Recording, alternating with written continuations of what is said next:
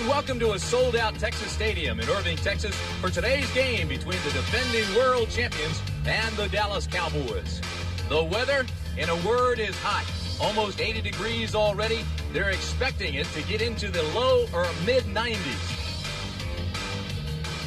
And good afternoon, everybody. Welcome to Dallas, Texas. I'm Tim Brandt. It has been a wild week in the Lone Star State. As a matter of fact, the NFL owners were here earlier. They could not decide on a commissioner. Then the Herschel Walker trade, that still has this town buzzing. But the players here in Dallas say, hey, they're glad it's over with. They want to get on with rebuilding now and try to win a football game. Meanwhile, on the other side of the field, San Francisco has some problems of its own as we turn to Dan Jiggets now.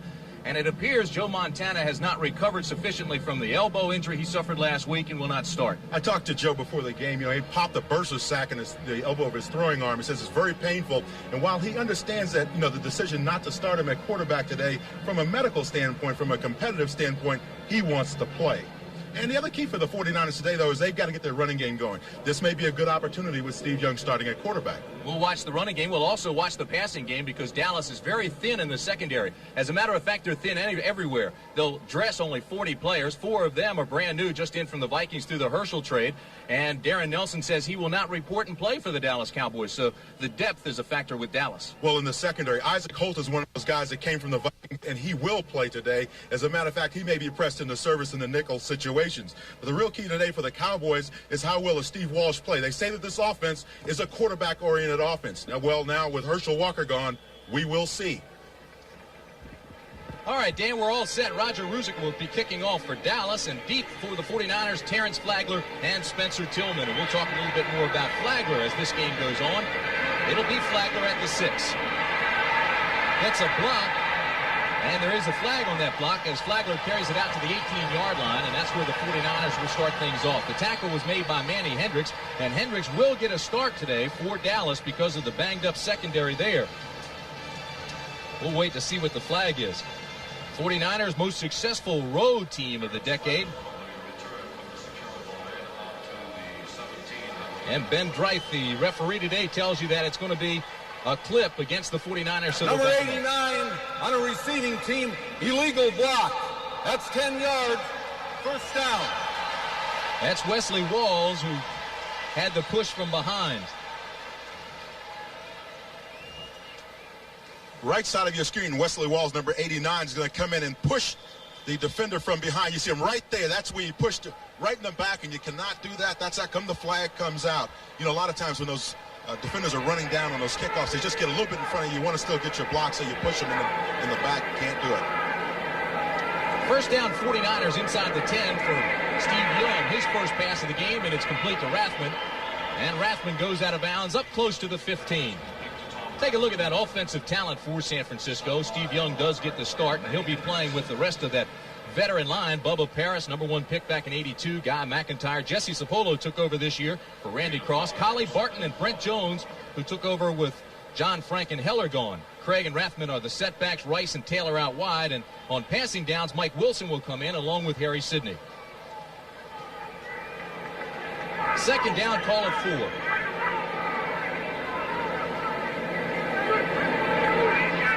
Young to throw again. Has the completion. And the first down. Tackle on Craig.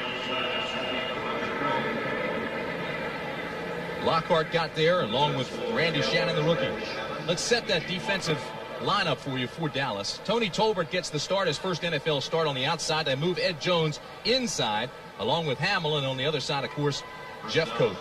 The linebackers, Jack Del Rio, Eugene Lockhart, been very steady in the middle, and Randy Shannon, the rookie, who was just in on that tackle. Walls, Hendricks, Horton, Albritton, Bates, and Holt come in the nickel and dime situation. Holt really pressed into action early here. He went overtime yesterday at the Dallas facility. First down for the 49ers. Craig bounces outside. Lockhart gets there to make the tackle, but not before Roger Craig picks up 4.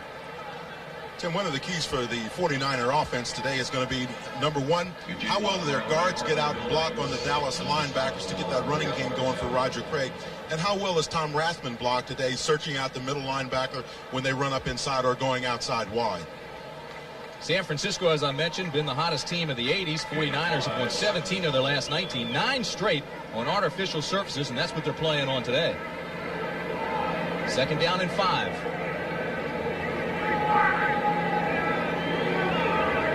The other side of that coin is Dallas, which has really been struggling. They lost 17 of the last 19. Young scrambles straight ahead and has another 49er first down up at the 37-yard line.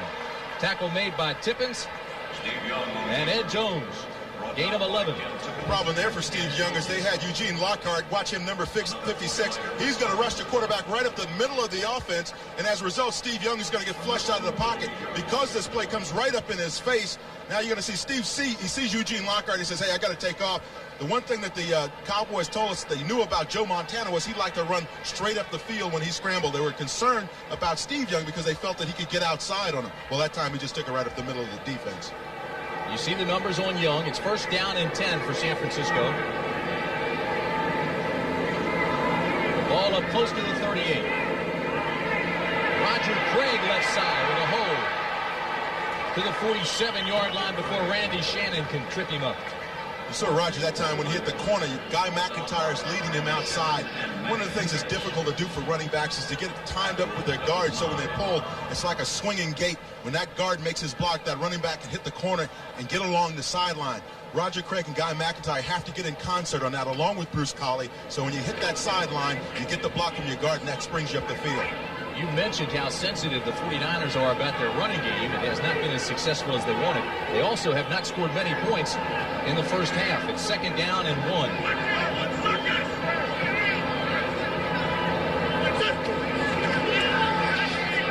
Young has time and dumps it off to Craig, who's into Dallas territory, to the 47-yard line before Jack Del Rio can trip him up there. Del Rio got help from Vince Albritton. Jack Del Rio, I'm sure, is watching the World Series very carefully. He was a catcher at USC, and guess who his first baseman was? Who was that? Mark McGuire, who's now playing for the Athletics, of course, up in Oakland. And I'm sure Jack is following the series very carefully. He's still a very big baseball fan. Eugene Lockhart is along the same lines. Lockhart was drafted by the Giants, quite a baseball player in his own right, opted instead to play football. He says, here you can hit people and get away with it. First down to 49ers. Steve Young now 3 for 3 in his start. Fires this one over the head of Rice. Rice knew it was over his head and didn't extend himself for it because Manny Hendricks was right behind him and ready to drill him in the middle of his back. Well, Jerry Rice ran to the first down sticks and then made his turn. And as he settled down there, you watch him, he's going to just run down here. He sees the first down stick, settles down in there, and gets ready to make the reception. It is simply overthrown by Steve Young. Well, he was a couple of yards short there, but still it was way over his head. He's about 2 yards short of the sticks. He's now 3 for 4, so he's not showing any signs of rustiness. Craig and Rathman are the setbacks on second down and call it 10.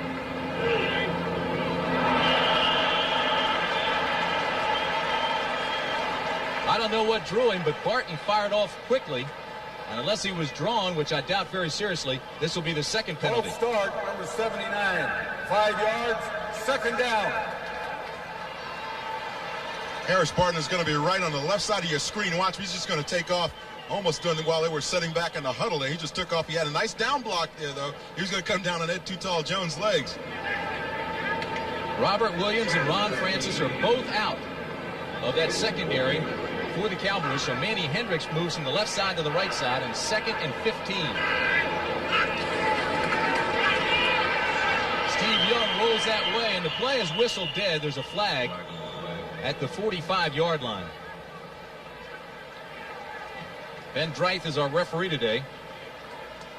And this is not the way the 49ers had anticipated starting off. 3 penalties, and we're still just underway here in the first quarter. That's a false start on number 79.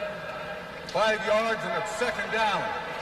And again, it's Harris Barton. And on the first play, he jumped early as well. You know what it is? A lot of times when you get a new quarterback, the cadence changes with different quarterbacks. Montana's may be a little bit more clipped and rapid than Steve Young's is. And as a result, it throws off your lineman. Also, keep in mind, Barton's got a bad wheel, and he may be thinking about that a little bit more than the snap count sometimes. They've moved some linemen around, too, on that offensive line.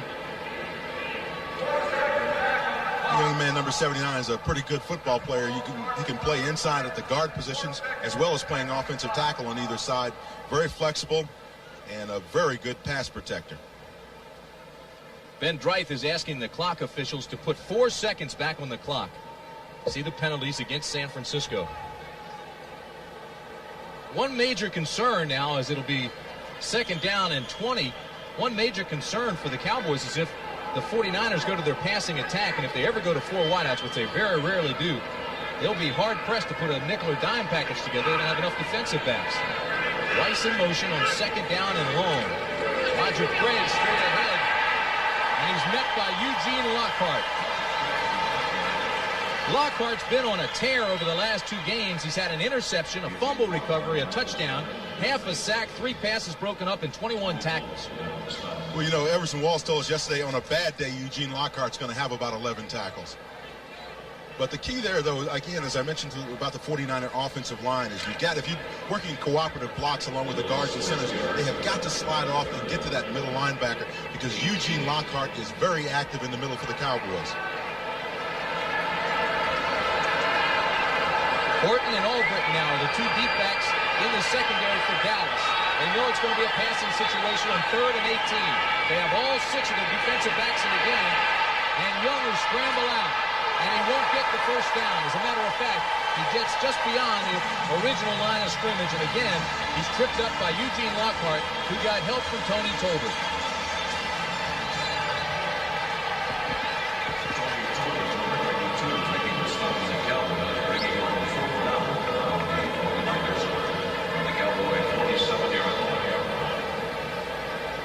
Then when you talk about somebody like Steve Young, the one thing is you realize as a quarterback, when this guy came into professional football, he ran a 4.6 40. So that scares defenses when he springs loose. Barry Helton on the punt. He averages, as you see, just over 43 yards. Healthy average. He also has excellent hang time. And there's Derek Shepard. Shepard came from New Orleans via the Redskins. Helton's punt will hit inside the 10 and go out of bounds, and that's where they'll mark it. They'll mark it at the 6-yard line. A 40-yard punt and no return. So Helton does his job, and now it will be the Cowboys who are backed up. The only way to travel is Cadillac style. Some people want more, not just a little bit. The Cadillac Brome, an American classic, now distinctively restyled and with sophisticated anti-lock brakes standard.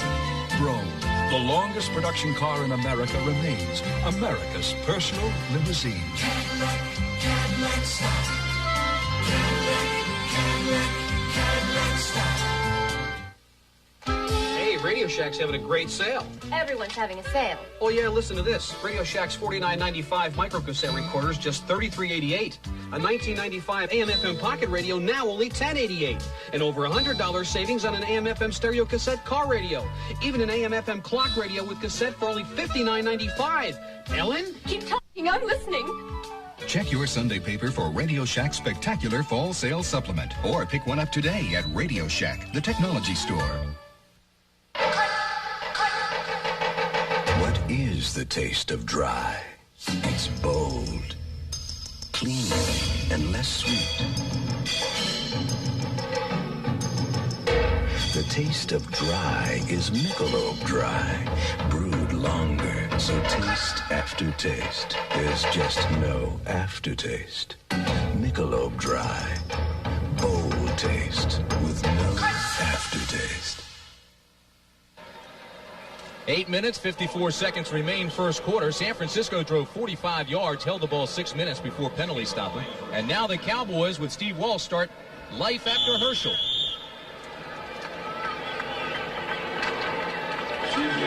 Steve Walsh, 62% of his passes were complete last week. This is only his second NFL start. First down and 10 at the 6.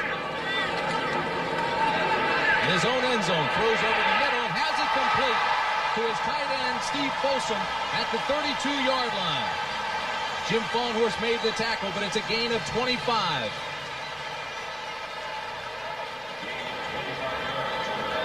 Jim Fawnhorst has the receiver, Folsom, man-to-man all the way down the field, straight down the middle. It's a seam route. You see 85 there, the tight end taking off straight down the field, seam routes. You know that's going to work well on the man-to-man coverage. He just has Jim Fawnhorst beat all the way. One thing all the players say about Walsh is that he doesn't play like a rookie. He's got great perception. He checks off quickly if he sees a weakness and goes to it. First down, straight ahead they bang. And Johnston gets a couple. Let's set that lineup for you. Tune Newton, Bob White, Crawford Kerr, and Kevin Gogan are the down linemen. Steve Folsom, the tight end. In the backfield now that Herschel's gone, the new era begins with Darryl Clack and Daryl Johnston. Only 80 career yards rushing between them. The wideouts are Martin and Irvin, and Broderick Sargent and James Dixon come in obvious passing situations. It's second down and 8 for that man.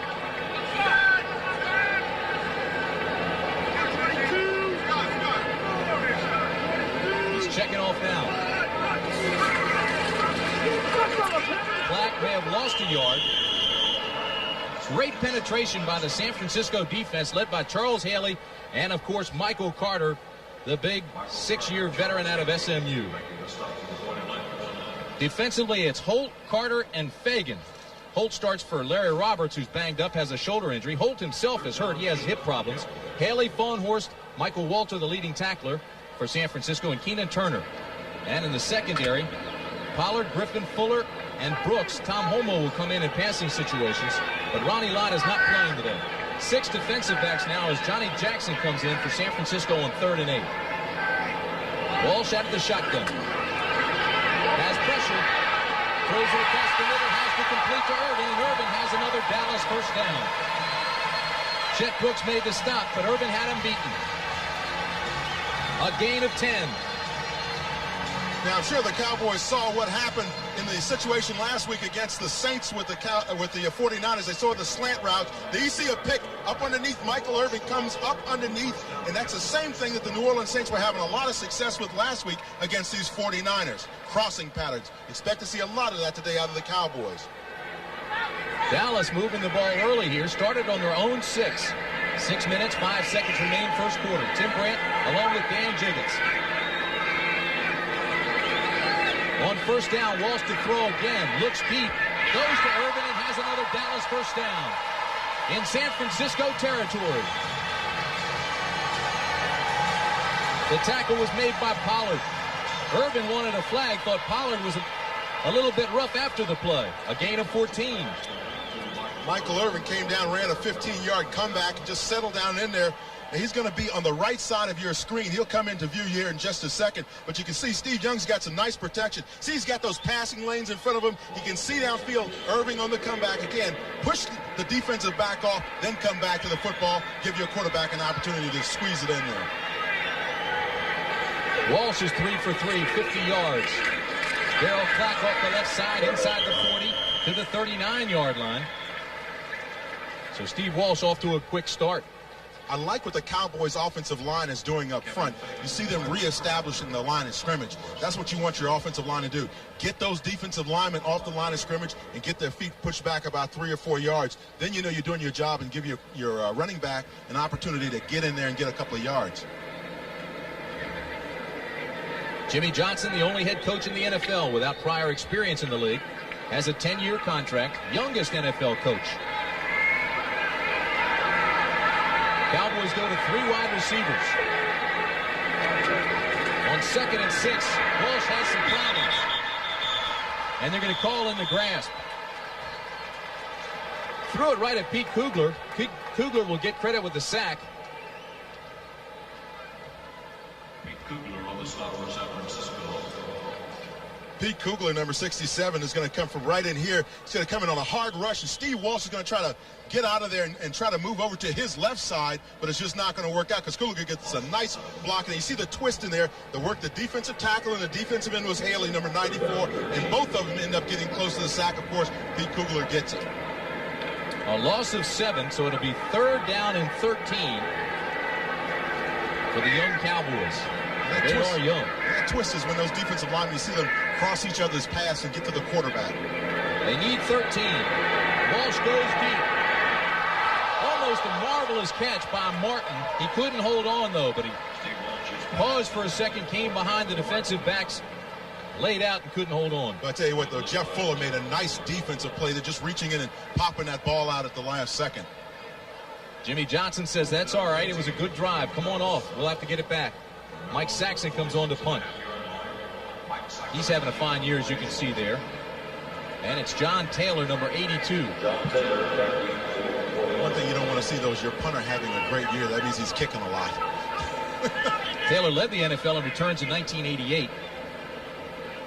10th in the NFL in 89. 4th down and 13. Saxon to punt, taking all the time he needs. And gets off a wobbler off the side of his foot. It gets a Dallas bounce, though, and goes inside the 10. And we'll be down at the 9. So Saxon gets a break. But there is a flag up at the 44-yard line. It was a 37-yard punt, no return, and we'll wait for Ben Dreith, the referee, to give us the call.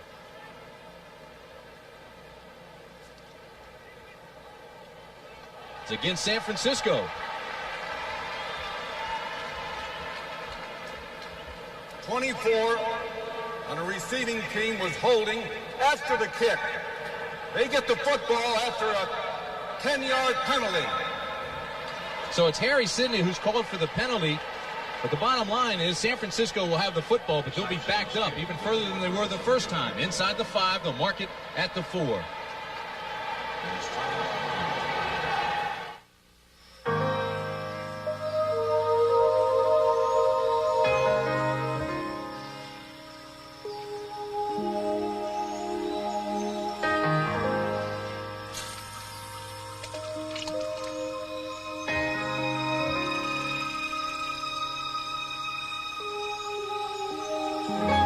Life's full of simple pleasures, like the comfort of Levi's jeans. Or had you forgotten?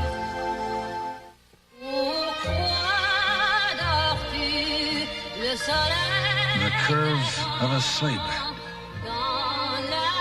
The beauty of a porcelain vase. A country French collection from Ethan Allen. When a room looks like this, it's a pity to spend so much time in it with your eyes closed. Right now, there's a sale at your Ethan Allen Gallery. Cars aren't cheap, never have been. That's why I never take shortcuts with cheap oil and air filters. Give me AC filters every time. AC filters match the original specs on my cars like a nut on a bolt. Precision AC Delco parts. They don't just fit, they match. Keep your car running the way it was made to run. Now get up to $8.80 back on AC filters and plugs. See your retailer for details. The NFL trade deadline is this Tuesday at 3 p.m. and Terrence Flagler has been talked about. He may be traded. You talked to him, Dan. What do you say? Yeah, he said, after thinking about it, you get impatient playing behind a guy such as a Roger Craig, and you'd like to get the opportunity to get out on the field, but I counsel him to have some patience. I said, this game is all about sometimes surviving and being there when your opportunity comes to you. And he kind of agreed with that. And certainly I talked to John McVay, who's the Vice President of Administration for the 49ers. He said they have no plans to trade him right now. San Francisco cornerback Tim McKyer is reportedly gone. A deal for him will be announced soon. Steve Pallor also will probably be traded before that deadline. We talked about some of the other players. As Roger Craig goes off the left side and doesn't gain a thing. Eugene Lockhart picks him up and slams him down. Bob Ackles, the Cowboy Director of Player Personnel, is trying to work out a deal for Steve Pallor. There are reports that Ron Burton may be available now that Jesse Solomon and David Howard are in Dallas. It makes sense when you think that Ken Norton and Gary Cobb will be back from injury. And all of those are linebackers, and unlike Eugene Lockhart, who leads their team in tackles, and may even break the Dallas record for tackles in the season. They project him out right now at 240 tackles at the end of the season. Second down and 9 for the 49ers. Play action. Young scrambles out across the 10. Jeffcoat gets him at the 11, but he'll be short of a first down. While we're talking about all the moves, Dan, Chip Banks, #1 pick of the Browns out of USC, was the Defensive Rookie of the Year, traded to San Diego, and he will be in town this week for a workout here with the Cowboys. obviously they're trying to shore up the linebacking situation. I don't know if Chip Banks is going to be the guy to do it for him. I think that those two young men they got in that trade, certainly Jesse Solomon was an all-pro caliber player last year. Had the knee injury, but I think he's an awfully good player. David Howard is respectable as well. Big play for the 49ers on 3rd down and 4 inside their own 10.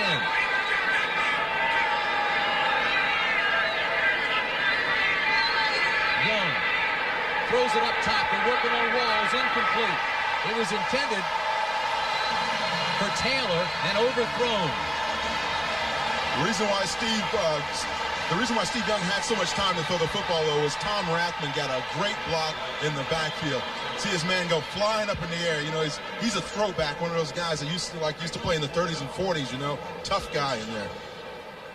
Now watch as you see Rathman come out of the backfield. Watch him throw this block out here on the side. Right there, he cuts down the linebacker, or excuse me, the outside defensive rushman. That's Tolbert. Just cuts his legs out from underneath him. He goes flying up in the air. Barry Helton on the punt. His first one was 40 yards. This is the second time San Francisco started inside their 10. They couldn't get it out this time. A lot of pressure on Helton, but he's going to get it back, and Derek Shepard will take it at the 42. Inside San Francisco territory to the 35-yard line. Derek Shepard. And there's another flag. A 47-yard punt, 23-yard return. And they're going to bring it back. Number 45 on the receiving team run into the kicker. That's a 5-yard penalty. Manny Hendricks. That's a 5-yard penalty. It might be a first down. It might be. It could be. It is. The 5-yard penalty is because he touched him unintentionally. He did not run over the kicker. He just bumped into him. Boy, that hurts the Cowboys. Let's see the contact here.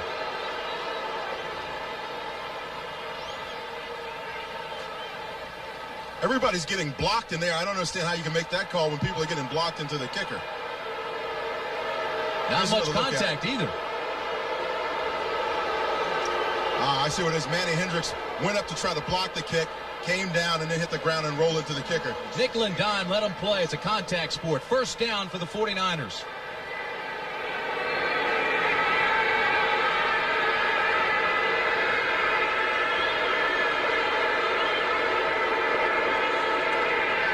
Young to Rathman to the 27-yard line. Green Bay has taken a 7-0 lead over Minnesota, and Herschel Walker returned the kickoff 51 yards after the touchdown, but they brought it back with a penalty. As you see the clock remaining here in the first quarter, 1:30. Interesting thing that the 49ers are doing with their passing game is they recognize that Dallas many times will find their linebackers in a zone coverage. They're about 10 to 15 yards deep. That allows you to throw to those running backs coming around on circle routes into the middle of the field. You can dump it off in there and just let them run with the ball. First down, 49ers. Roger Craig with an entourage. Breaks a tackle from Lockhart and carries it out to 35. And he's knocked out by Vince Albritton. Tim, what the 49ers want to do in that sweep AO, when you get both of your guards pulling out, Bruce Collie is still getting picked off on the backside, so you're kind of losing your backside guard. But watch these guards pull out of here. You see Guy McIntyre lead it. Now the key is if you can get Collie out here and get him to lead the play as well, then you got two guys blocking out on the corner. But watch Collie 69 get bumped off right there. See, he gets thrown off his track, but McIntyre throws a nice block out on the corner, extends himself, gets the guy out of the way, and lets Roger Craig run the football. That's the way the AO is drawn up, and that's the way they ran it. You have to explain that AO action. Second down and 4. Quick drop, quick throw. Taylor has it at the 44. AO action, huh? AO, the A guard and the O guard. The A guard is the onside guard, or the guard to the side of the play. The O guard is the backside guard. He pulls out. He's the second guy. He's the one that's supposed to turn it upfield. John Taylor turned it upfield that time on a little hitch play. Caught it along the sideline. You know, see, he knows those defensive backs are playing off him, giving him some respect, playing off about 10 yards. You run about 5 yards down, hitch up, catch the football, and then run with it. Taylor's a fine receiver, but his headlines are often lost behind the greatness of Jerry Rice. First down, 49ers.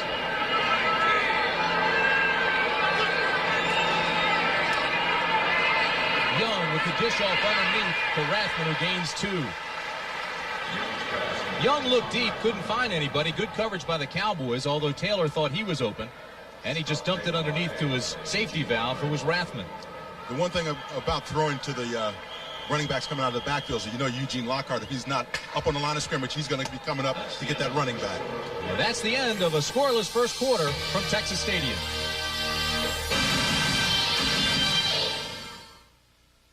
How to get your package through a Mediterranean storm.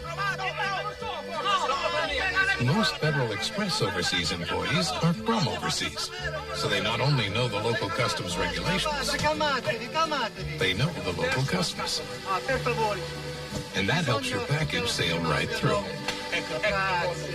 Because when delivering in Rome, it helps to be a Roman. Federal Express, the best way to ship it over here is now the best way to ship it over there.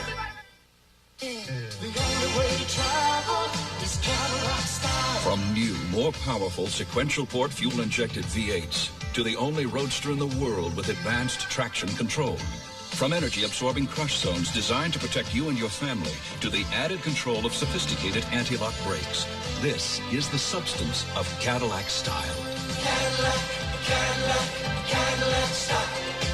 Cadillac, Cadillac, Cadillac style. No place like America. Anywhere, every feast tells a different story. But there's a taste we all share.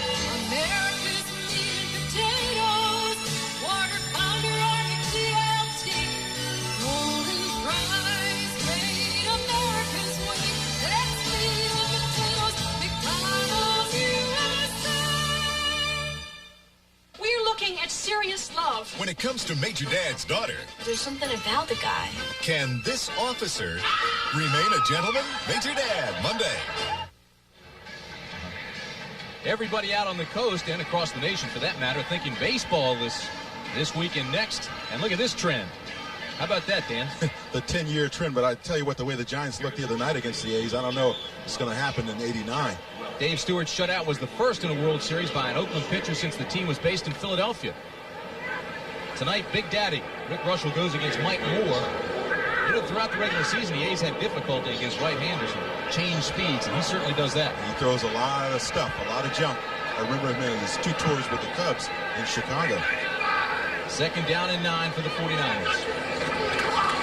As we begin the second 15 minutes, this is to Craig. Craig has a San Francisco first down. Tackle was made by Bill Bates. Right now, let's take you back to New York and Brent Musburger. Brent? All right, Tim. Well, here's something that Dallas Cowboy fans never saw. Herschel Walker to return a kickoff, his first since the USFL days. He brings it back 51 yards, the first time he handles the ball as a Viking, but it was called back. And the Packers still lead it 7-zip. Back to Tim. I'll tell you this, Brent, he looked comfortable doing it, too. Sure did. You see how he just glides along? He's probably run about a 9 flat. Here in Dallas, Steve Young, 7 of 9, 53 yards. And on first down, he throws again underneath the Rathman. Rathman bangs his way down to the 35. Gave Jack Del Rio and Eugene Lockhart a pretty good lick. One of the problems that the Cowboys are having, well, it's not really a problem, it's by design. Watch these 3 linebackers here. A 4-3 inside. They're playing inside these defensive ends. These outside linebackers are. Now, they're all going to drop back in zone. So watch this area of the field. It's wide open, and that's what San Francisco is really exploiting in their passing game. You see the running backs, Craig and Rathman, turn around right down in there. Those linebackers in those deep zones, and as a result, you can dump that football off into your running backs. Second down and 2. Walsh is watching as Young has hit his last 5 in a row and would like to duplicate that for the Cowboys. But right now, the Dallas defense is struggling a little bit. Touchdown, San Francisco, Brent Jones. 36-yard strike from Young to Jones. Tim, you know when you're working against the zone, your tight end's going to be open on the seam routes. It happens all the time against zone defenses. You see Brent Jones run the seam route right down the field. He knows he's one-on-one with a linebacker. Jack Del Rio, in that case, it's no contest. Brent Jones into the end zone for 6 points. That's 6 straight completions for Young now, plus the touchdown And Mike Kofor comes on to add another point.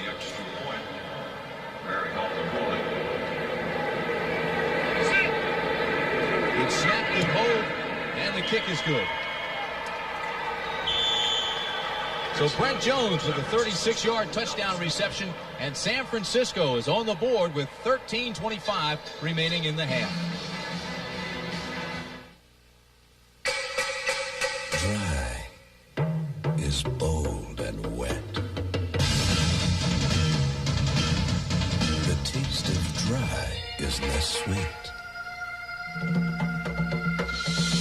Michelob Dry, brewed longer, so taste after taste, there's just no aftertaste. Michelob Dry, bold taste with no aftertaste. I'm State Farm Agent Stan Griffin. Just talked to two of my car insurance policyholders, Bob and Doris Rhodes. They're off on another trip. They're so-called retired folks. They sure get around. And they get a real feeling of security, seeing all those State Farm offices just about anywhere they drive. If they should ever run into trouble, they know a State Farm agent is there to help them get back on the road again. And like a good neighbor, State Farm is there. The only way to travel is Cadillac style. Cadillac DeVille for $19.90. With its new, more powerful V8 engine, full-size 6-passenger luxury, electronic level control, and available anti-lock brakes, DeVille allows you to travel in the passing lane without leaving the comfort zone. Cadillac, Cadillac, Cadillac style.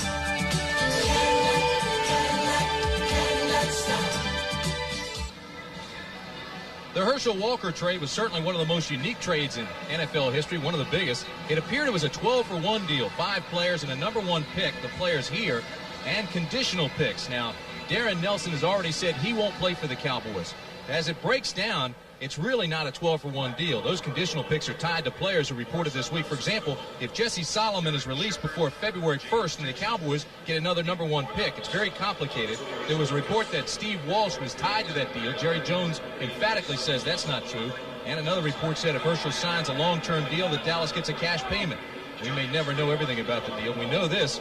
Darren Nelson has decided not to play for the Cowboys. Mike Kofor to kick off for San Francisco. It's 7-0 49ers. Dixon and Shepard are the Cowboys. A short kick. And it's taken by Shepard, who has a big hole out across the 40-yard line. They'll mark it at the 41 for Derek Shepard. Return of 27 yards. Mike Kofor, the kicker, had to make the tackle. Take a look at the rushing yards for Dallas minus Herschel Walker. As you can see, the quarterback, Troy Aikman, is leading the rushing yardage. But the key now, I just got handed a note. Herschel Walker's first run from scrimmage for the Vikings, 47 yards. That'd be more than Troy Aikman with a 38. You see everybody else there, the wide receivers, punters, and everybody else. Herschel was meant a great deal to this offense of the Cowboys in terms of the running game. First down and 10, Dallas at the 41.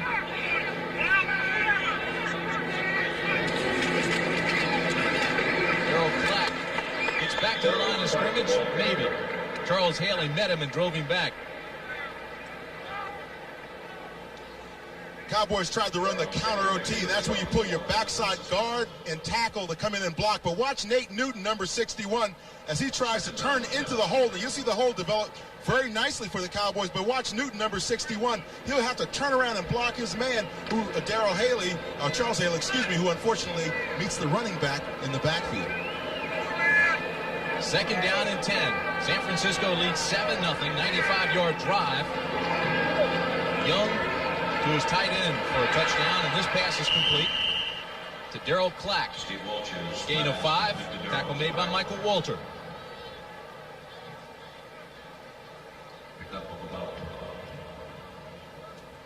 Dallas offense has been struggling all season long, and you can see the numbers here. It doesn't look very good offensively. 28th in the rush, 22nd in the pass. Total, they're dead last. The defense doesn't look very much better. And of course, the pass defense has been fairly decent for them early in the season. but now with the cornerback problems, that may even go by the wayside today. Johnny Jackson and Tom Homo come in for San Francisco as they load up in a dime. 4 wide receivers on 3rd down and 5 for Dallas. And there's pressure. Thrown underneath. It's complete for a first down. Derek Shepard out across midfield to the 47-yard line. We saw Dallas do this earlier. Take all your receivers, drive the defensive backs off the line of scrimmage, and then bring your other receiver up underneath. That's the X-receiver. Bring him back up underneath flat, right along the line of scrimmage. Let him catch the ball and run with it. But you see Fuller there gets a nice tackle, and Jeff Fuller, number 49 for the San Francisco 49ers. Key there is you run those receivers up the field, and then give that one receiver a chance to break back across there and get open. Walsh has moved the Dallas offense today. The Cowboys trail 7-0. First down at the 48. Flat. Again, ground game's not there. Met at the line of scrimmage. Let's take you back to Brent Musburger now. Brent? Well, Tim, if the first kickoff return by Herschel in a Viking uniform was called back, this one is not. From scrimmage, 47 yards, the Packers obviously waiting for the other shoe to fall. But an interception cost them, and the Packers still lead 7-0. Let's go back to Tim. Running right out of his shoes. 7-0 San Francisco here. You see the time remaining in the first half. Second down and 9. You think with all those players they can afford some shoes that fit for Herschel, huh? He could afford them. James Dixon comes in for the Cowboys. 3 wide receivers. Walsh goes up top. Incomplete, intended for Dixon. But great coverage out there by Darryl Pollard, the left cornerback. That was really exceptional coverage by Darryl Pollard. And watch here, he's up in the press position. That means he's real close to that receiver, wants to see what he looks like, runs step for step. Now watch him try to work the receiver to the sideline. Now Dixon is open here for a minute, but Pollard closes very quickly, jumps up and just tips that ball away and gets it out of bounds. Good coverage on the play, though. Use the sideline to his advantage that time as a defender. It'll bring up 3rd down and 9. It's also a banged-up secondary for the 49ers. With Lott out, Fuller moves up. McKyer's out, so Pollard comes in. 6 defensive backs, the ball's loose.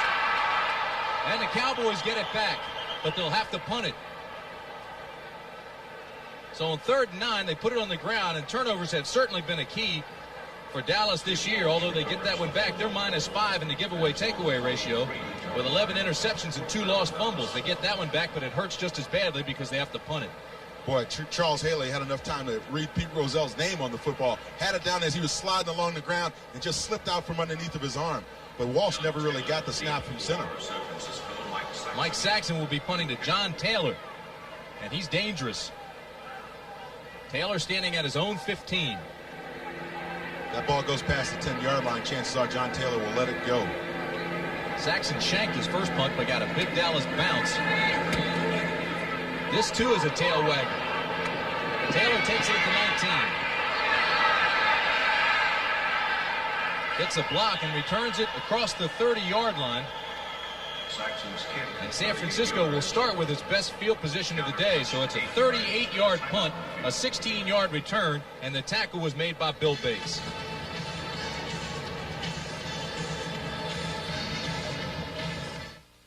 Undefeated Tennessee takes on Dallas surging Crimson Tide. Then the Fighting Irish of Notre Dame battles 10th-ranked USC. Doubleheader excitement next Saturday. Quick pass for Rice. Got it. Touchdown 49ers. It was truly a great honor to be chosen as the most valuable player in Super Bowl 23. Hey, it's Jerry Rice. But I have come to know that there are a lot of people who are the most valuable players in their community. Here in San Francisco and in every city in the nation, there's a critical need for professional daycare services. And here at the Holy Family Daycare Center, these kids are getting the love and the care they need. And for all of you who give to the United Way, you are the MVPs, the most valuable people in San Francisco.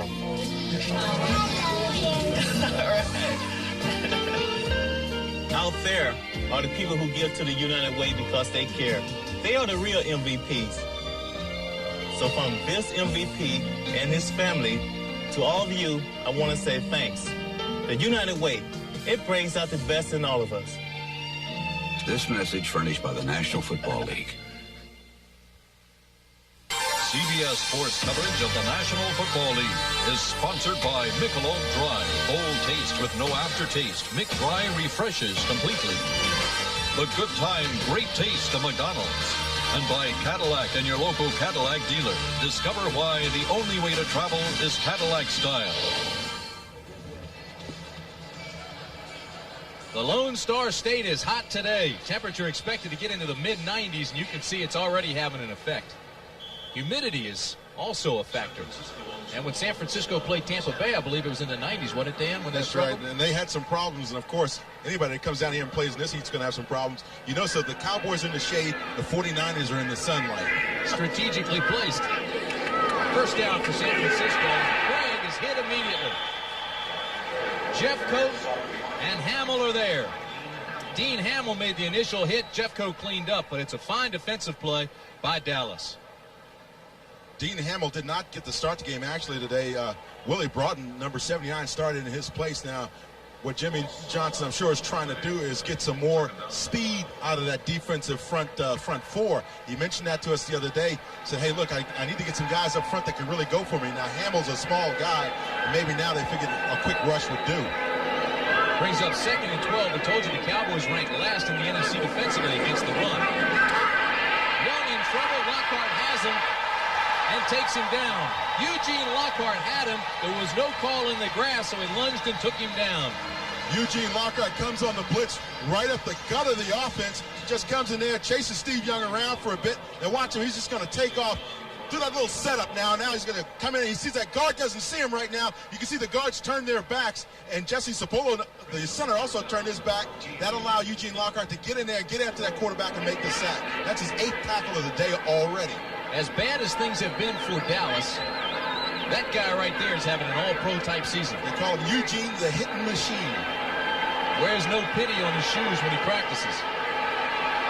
Writes it right on the tape. Third down and 14. Doesn't have to remind himself in the game. Young has the corner across the 40 to the 45-yard line, and he has the first down. And that's where he's extremely dangerous, a gain of 17. Boy, you're exactly right, Tim. Nice little bootleg there. Sets it up very nicely for himself. He's as effective as any running back that you'll find in the league when he gets the ball out in the open field. Dan, I thought it was interesting the time we spent with the Cowboys this week talking about the game plan, and they were thinking containment because Montana, when he does scramble, goes straight up the pocket. Then the surprise of Young starting, and where does he scramble? He goes outside. Well, see, even in the USFL, he was a quarterback that liked to come to the corners. He'd press the corners, roll out, and throw. That's where he was most effective. He's learned to be a pretty good pocket quarterback with the 49ers, but you're right, that dimension of coming out to the corners and then really testing the defense is what he does best. He's the leading runner today. 4 carries, 42 yards. This is Roger Craig. He tries to get outside and gets a couple across midfield. Jack Del Rio makes the tackle at the 49. Really not good, solid running, though, for the 49ers offensively. When you have a back like Roger Craig should be averaging about 4 or 5 yards a run. We mentioned at the top of the game, the guards have to get out and block the linebackers for the 49ers. And if you're doing cooperative blocks, that is tackle blocking along with the tight end on double teams and chipping off and getting the linebackers, that has to happen to have a successful running game. 2nd and 7.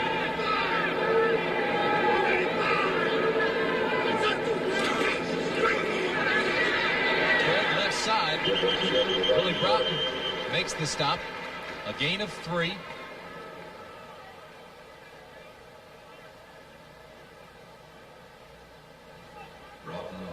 Six minutes, 50 seconds remain in the first half. San Francisco, as you can see, has 66 yards rushing already in the ball game. But on that play, I think you see what I'm talking about. You say you want to reestablish the line of scrimmage with your offensive line. Willie Broughton really didn't move off the line of scrimmage that time when he was able to jam up and bottle up that offense of the 49ers. 3rd down and 5. Hamill jumps, but he got back. Walsh throws, has the completion to Rice to the 27-yard line.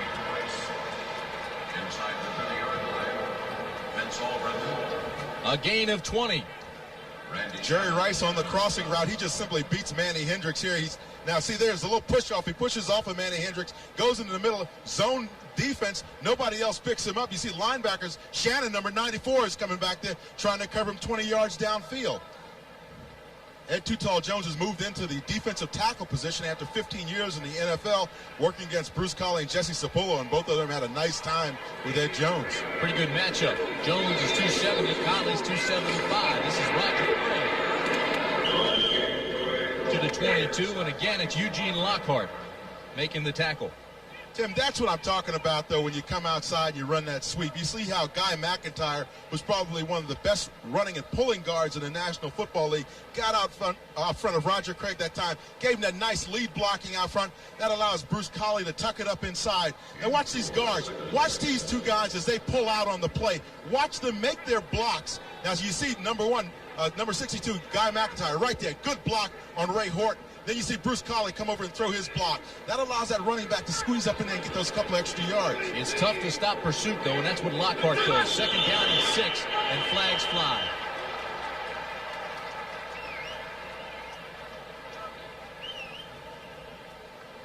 Offense false start, number 77, 5 yards, second down. That's big Bubba Paris, 300-pounder. First pick in 1982. As you look at Joe Montana looking on with George Seifert. Bubba Paris told us the other day, though, that, this year is a lot different than past years. When he came here and he's drafted number 1, he was given a position and told, he was told that he was the starting left tackle. Said now this year it's really been a difficult season for him because he's really had to constantly prove himself to George Seifert. Wesley Walls comes in for San Francisco, replacing Tom Rathman. They go to 2 tight ends on second down and 11. 49ers have 5 penalties already in this game. Dallas, that's the first time out. The Cowboys want to regroup with 4:34 remaining in the half. The Cowboys travel to...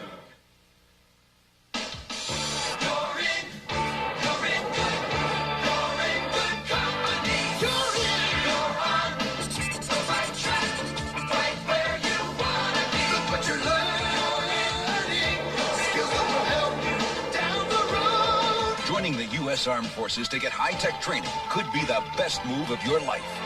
Opportunity is waiting for you in the U.S. Armed Forces. Don't be fooled by commercials where one battery company's toy outlasts the others. Energizer was never invited to their playoffs because nothing outlasts the Energizer. They keep going and going. Citicorp, America's first global financial services corporation, has the power and the resources to help you with all your financial needs. Our bank, Citibank, is the most widely used by American corporations and individuals. As Citicorp and Citibank, we serve over 27 million customers in 90 countries. In fact, Citicorp, known worldwide as the financial leader, is ready to do whatever it takes to help you succeed. Citicorp, because Americans want to succeed, not just survive. This NFL Game Summary is sponsored by Citicorp, because Americans want to succeed, not just survive. Take a look at the game summary. Steve Young has 42 of those 73 rushing yards. He's also 10 for 12, 117 yards and a touchdown. That touchdown, a 36-yarder to his tight end, Brent Jones. And you see the time of possession, the other key. San Francisco's running game has been working well today. As a result, 16 minutes and 30 seconds for the time of possession. Dallas only 9 minutes in time of possession. Tim Brand, along with Dan Jiggets, had 5 penalties against San Francisco. That's the one downer for the 49ers. That is a downer, but the one thing that they wanted, they got done that they really wanted to do, and that's get the football in the end zone. They know that Dallas is not a very good second half ball club. As a matter of fact, they've only scored 1 time so far this season in the second half. Second down and 11 for Young. Play action, and again he has plenty of room on the corner. He carries it down to the 22-yard line, where he's finally run out of bounds by Randy Shannon, the linebacker. Once again, that rollout, that bootleg out to the outside. It's where he said Steve Young, I feel, is most effective at, is testing those corners of the defense. If he can get out there, set up, and throw the football into the end zone, he will do that. 4:29 remaining in the half. Steve, by the way, will argue with you that he is more of a pocket passer than a rollout passer because that's what he did at Brigham Young. We had a long talk with Steve yesterday, and he was very frustrated that he hadn't played and didn't expect to play today. And then we went back to his hotel last night, and that's where he first found out. 3rd down and 4. 4 wide receivers, and that's exactly what Dallas did not want today. Pressure coming, and he throws it away. There's a flag, and it may be delay of game against San Francisco, and it is their 6th penalty this afternoon. We'll wait for Ben Dreith. Delay the game on the offense. That's a 5-yard penalty. 3rd down. Eugene Lockhart and Billy Bates came in on the blitz that time, and I'm sure Steve Young is sitting over there looking over the line of scrimmage, seeing that happening, decided that he wanted to check off, and as a result, he just took a little bit too much time. You see Lockhart's right there in the middle of your screen. Bates comes along a little bit later. So it'll be 3rd down and just under 10 yards needed for the first. For Steve Young. He was pretty pumped up when we talked to him before the game. Yeah, he was real excited coming down the ramp. Had to hold him down. They need 9. Young fires, intercepted by Lockhart. Eugene Lockhart, who scored a touchdown last week, returns it to the 25. A 12-yard return. First interception for Young, but what a play by Lockhart. What a season he's having. Beautiful play by Eugene Lockhart. Set back there in his zone. Steve never really looked off the receiver. Eugene read the play all the way. He had an opportunity right down the middle to just intercept the ball, jumped up and grabbed it from Steve Young. You see Steve's eyeballs the receiver all the way, pops the ball in there, and he's trying to go to John Taylor, but hey, Eugene Lockhart's back there, makes the great interception. And a good run back. 10 tackles, a sack, and an interception for Lockhart.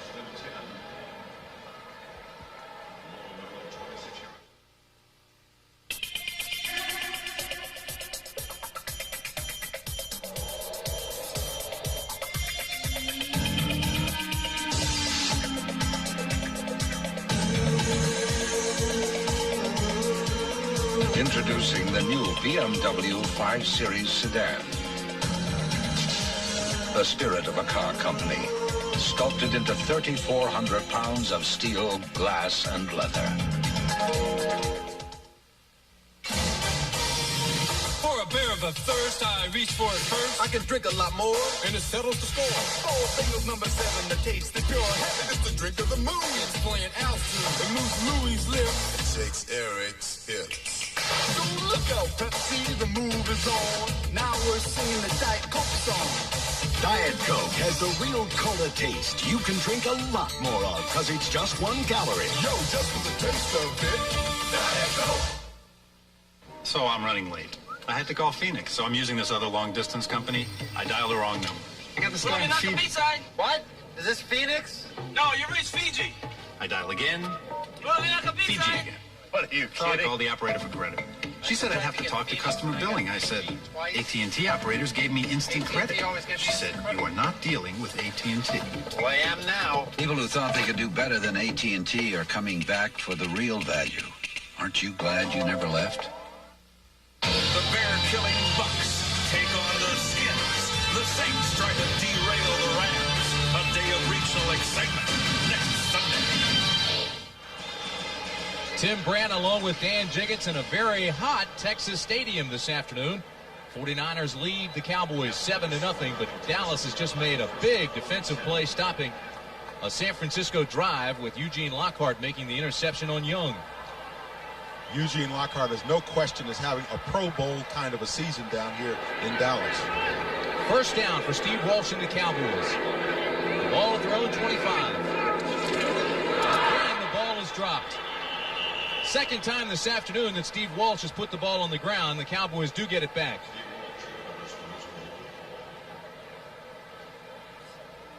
I'm sure if you talk to Jimmy Johnson, he'll tell you that there's no way that should be happening with your quarterback, having had all the snaps all week long with your center.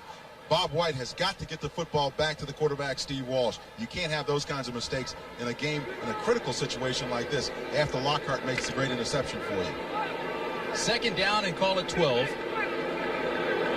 Under 4 minutes to play first half.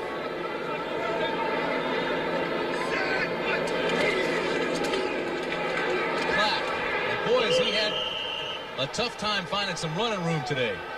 Well, one of the things the Cowboys have to do is they have to make sure that on any play that they run where you're pulling that backside guard and tackle, you have to block the backside as well. That time, Kevin Fagan was not blocked on the backside. So it'll bring up 3rd down and a taxi ride. They still need 10 yards for the first. Mentioned blocking on the backside. That's when you see like guard and tackle pull out there. There's a void left. And if you allow those defensive linemen to slide into there, they'll follow your lineman right down and make the tackle in the backfield. Michael Irvin and Kelvin Martin come to the bottom of your screen. Twin receivers on that side. Shepard at the top of the screen. Out of the shotgun. Walsh throws underneath. This is Clack. And Clack has the ball across the 30 to the 36-yard line. And he'll be close to another Dallas first down.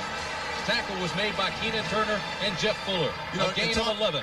In talking with Darryl Clack yesterday, he said the one thing that he was concerned about was running his pass routes and getting all that correct, because he knows that's something that Herschel Walker did a very good job at. Steve Walsh does a good job of escaping here, settling down and getting that ball out to Clack. Doesn't do a bad job catching the ball and running with it afterwards, but he says he's primarily a running back, and now he has to learn the passing game and really get to feel secure with his passing routes.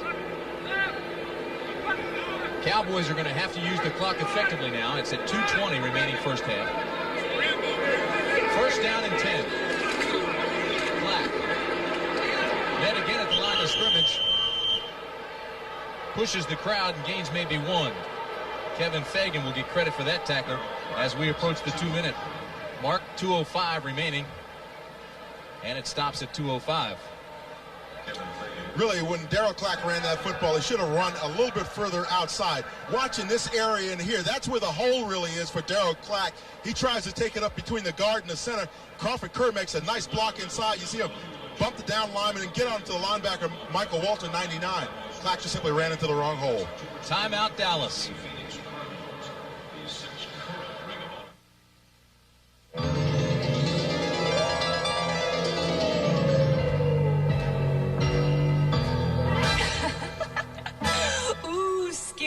Tired of wearing the same old face Halloween after Halloween? Why not try a Fright Night nose mask from Bud and Bud Light? There's Batface, Scary Witch, Mr. Pumpkin, and Big Black Cat.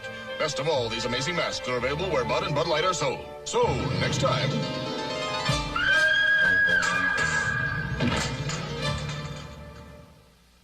Ever since my brother Tom got this Magnavox 52-inch big screen TV, the show's gonna start. Come on. He stopped going to the movies. The picture is huge, sharp, and brighter than any ordinary TV. And I get great seats. Plus, Magnavox has a 100-watt JBL sound system. It's the same Dolby surround sound you hear at the movies. Yeah, and I don't have to stand in line in the rain anymore. Tom, it doesn't always rain when you go to the movies. Not anymore. Magnavox. Smart choice. Very smart. Welcome to First Interstate Bank territory. The biggest bank territory there is. Because only First Interstate can help you with your banking needs in more cities and states than any other bank system. So whether you're in your hometown or traveling out of town, First Interstate Bank is always ready to help you. So come to First Interstate Bank. We go the extra mile for you. Monday, when Teddy Z house sits for a starlet. The toilet's overflowing. Will his career go down the drain? What are you doing? I'm saving the water. The famous Teddy Z after Murphy Brown. You're looking at the ankle of Ronnie Lott. It's in a walking cast, and of course that's one that he can take off and put on as he feels the need to, but certainly that secondary of the 49ers really misses a guy like him, not only from a playing standpoint, but also from a leadership standpoint. So you can see 6 times to the Pro Bowl. There's no way you're not going to miss a guy like him. Told us yesterday there's a slight tear in there. 3 interceptions for him, tied for second in the NFC. Second down and 8 for the Cowboys. This ball flies a little bit. Irvin has the completion in San Francisco territory, knocked out at the 48 by Don Griffin.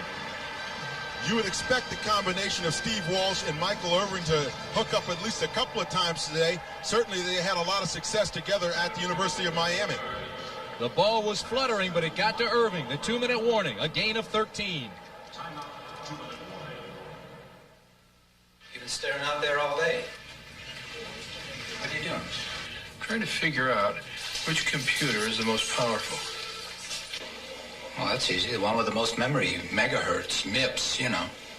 No, I don't think so. There we go. I think the most powerful computer is the one that people actually use. Macintosh has the power to change the way you look at computers. But that's not really a fair comparison. People like using the Mac.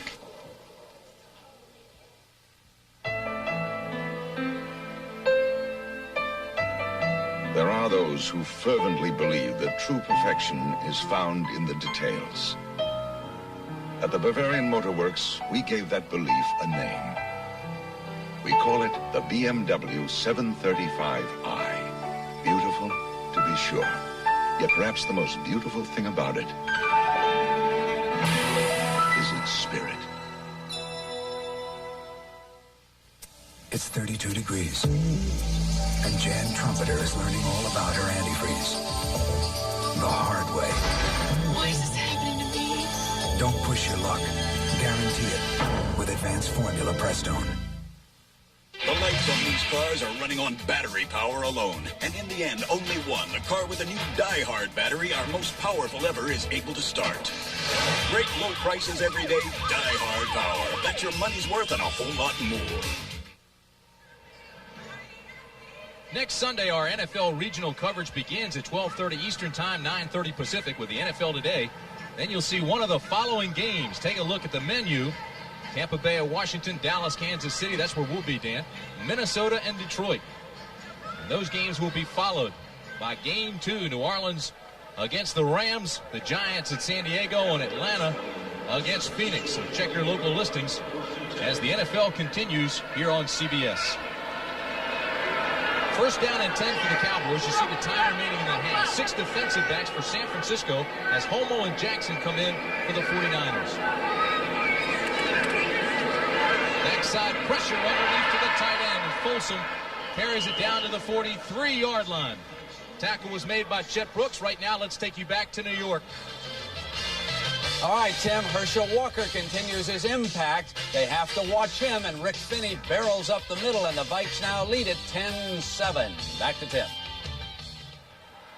Okay, Brent Walsh steps up in the pocket, has another completion inside the 40. Again, it's to his tight end, Folsom. Clock continues to move, under 1:30 now. And again, the tackle was made by Jeff Fuller. Walsh would like his tight end to get out of bounds, of course, on that kind of a play where you're catching it near the sideline. Go on and stop the clock. It's 7-0 San Francisco. Again, the ball's loose. And I'm not sure whether Clack got it back or not. I think he did. Pierce Holt has it as well. And Pierce Holt's a little stronger than Darryl Clack, and he's going to win that arm wrestling contest. I don't think so. They give it to Dallas. Dallas will have it. Great job by Clack to get it back. You saw Pierce Holt. He was working on him pretty good, though, pulling it out. Clock continues to move, under 50 seconds now. Nate Newton's trying to get everybody up on the line of scrimmage. Now the clock stops at 49 seconds.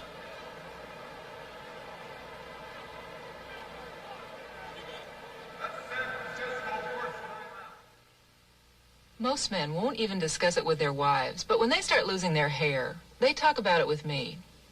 I say, don't waste your time with those miracle formulas. The Food and Drug Administration says there's no proof that they grow hair. The thing to do is to see a doctor. Doctors have the only treatment programs that are proven to work. Men listen because they know I'm making sense. After all, I'm a doctor. Only your doctor has treatment programs that work. So see your doctor or call this toll-free number. Coming up at halftime, and I promise you we'll be there at 49 seconds from now. We'll have Brent Irv with all the scores, highlights, and the latest information.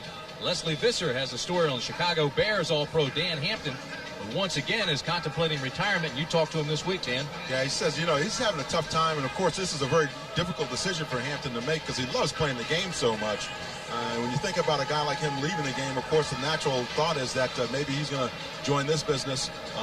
He's the natural for this business, I think.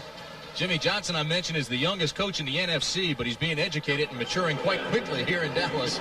Under fire. Well, he's got an opportunity now. His offense has got an opportunity to do something creative and get the ball down in scoring territory. Dave Waddell, number 78, has replaced Kevin Gogan at the right tackle position. Cowboys had a loss of 2 on the fumble. It'll be 4th down and 3. Walsh has had 3 fumbled snaps. Walsh fires, has the first down. Michael Irvin to the 32-yard line. Tackle was made by Johnny Jackson. Irving ran a nice crow route there. Key, though, is the Cowboys made a change at center. Mark Stepnowski is now snapping for the Cowboys after Bob White had all those problems snapping the football back to Steve Walsh. Clock at 30 seconds. Cowboys do have a timeout. Walsh with backside pressure goes deep. Intended for Martin. There's a flag, and he made the catch. We'll wait and see what the flag is. Kelvin Martin with a marvelous catch.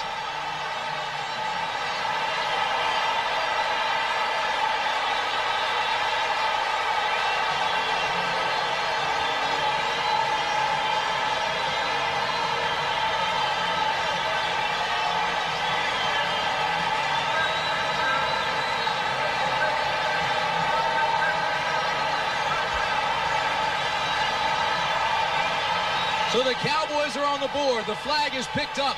It's against San Francisco, and it's 7-6 as Roger Ruzick comes on to attempt the extra point. And I believe they'll review this one. Yeah, you know they're going to have to take a look at the pictures on this one because it was a difficult decision to make. So whether or not Kelvin Martin actually made the play on here. Now, Tom Homo's going to have the coverage along with Jackson, number 40. You see Homo's beat right now. Kelvin Martin has got it all the way to the end zone. Now, does he catch the football right here? Yes, he does. He makes the reception for the touchdown. That's a great catch. And the Cowboys wanted to get on and kick the extra point before the replay officials could look at it. But the bottom line is it's a touchdown Dallas unless we hear otherwise. Now, the one thing play stands the way it was called on the field. That's a touchdown. See, because he didn't pick the ball off the ground. He caught the ball and had control of it when he went down to the ground. And that's why they gave the Cowboys the touchdown on the play. Ruzick on for the extra point in an effort to tie it up at 7.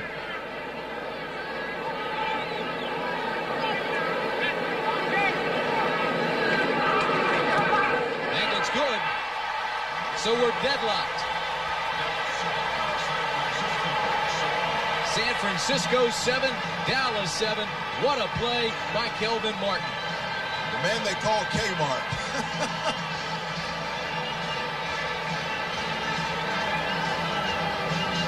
Officials were reaching for their flag so fast down there. They had one hand in their pocket and couldn't signal touchdown when Martin made the catch. But what it was is they saw the interference by Homo. They figured at the very least they had that. Then they had to wait to see if indeed he had caught the ball or had he trapped it. And as a result of replays, I think you can see very clearly that he caught the football and then went to the ground after having broken the plane of the end zone. He's an interesting, intelligent young man. Kelvin Martin out of Boston College, 3-year veteran. 15 catches in his young career. Was talking about he's always had to fight his size, as you mentioned. He's always been very small. Didn't even play receiver until he was a senior in high school. Got to Boston College, and he said everybody was small. Flutie, Doug Flutie, everybody in there. A bunch of little midgets running around in there, but they got the job done. And certainly Kelvin Martin's gotten the job done for the Dallas Cowboys. Next Saturday, college football bonanza for you. Doubleheader of 4 national powers. First at 12 Eastern, the undefeated Volunteers of Tennessee against the unbeaten Alabama Crimson Tide. Then game 2, 10th-ranked USC going against number 1 ranked Notre Dame and the Rocket. That's all next Saturday on CBS. Roger Ruzick taking off to Terrence Flagler and Spencer Tillman. This is Flagler. Out to the 23-yard line. 17 seconds remain now for the San Francisco offense. And the question that always comes to mind now is, you know that Joe Montana has that success in the second half. Will we see Joe Montana in the second half? A return of 16 yards, and Jesse Solomon gets his first tackle as a Dallas Cowboy. Came over in that trade for Herschel Walker from the Vikings. Led the Vikes in tackles 2 years in a row. Had his knee blown out in the last regular season game. Had surgery.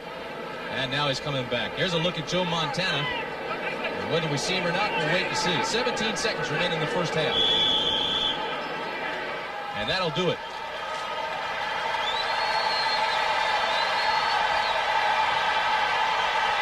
Minutes have passed. And that guy's still alive. That's the end of the first half with our score. The Dallas Cowboys 7, the San Francisco 49ers 7.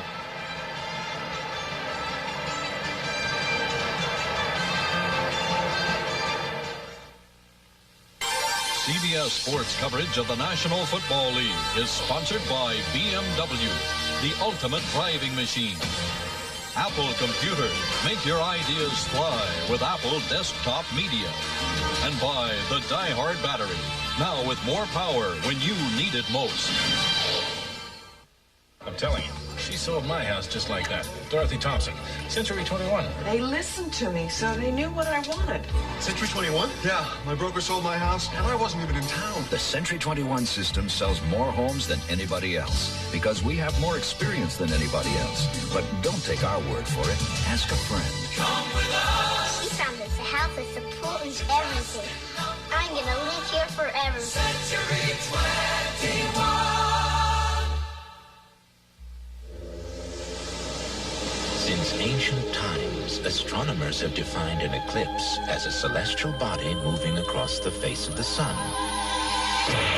Mitsubishi defines an eclipse as a celestial body moving across the face of the earth. For personal exhilaration, an eclipse can eclipse an eclipse.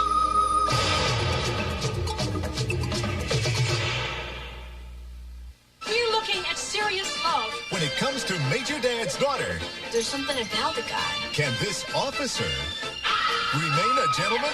Major Dad. Then, when Walter comes face to face with old age, You want a baby? his fertile imagination takes over. You look positively radiant. The People Next Door, Monday. Tuesday, your worst nightmare comes true in your own home. And you've only got one chance. Rescue 911.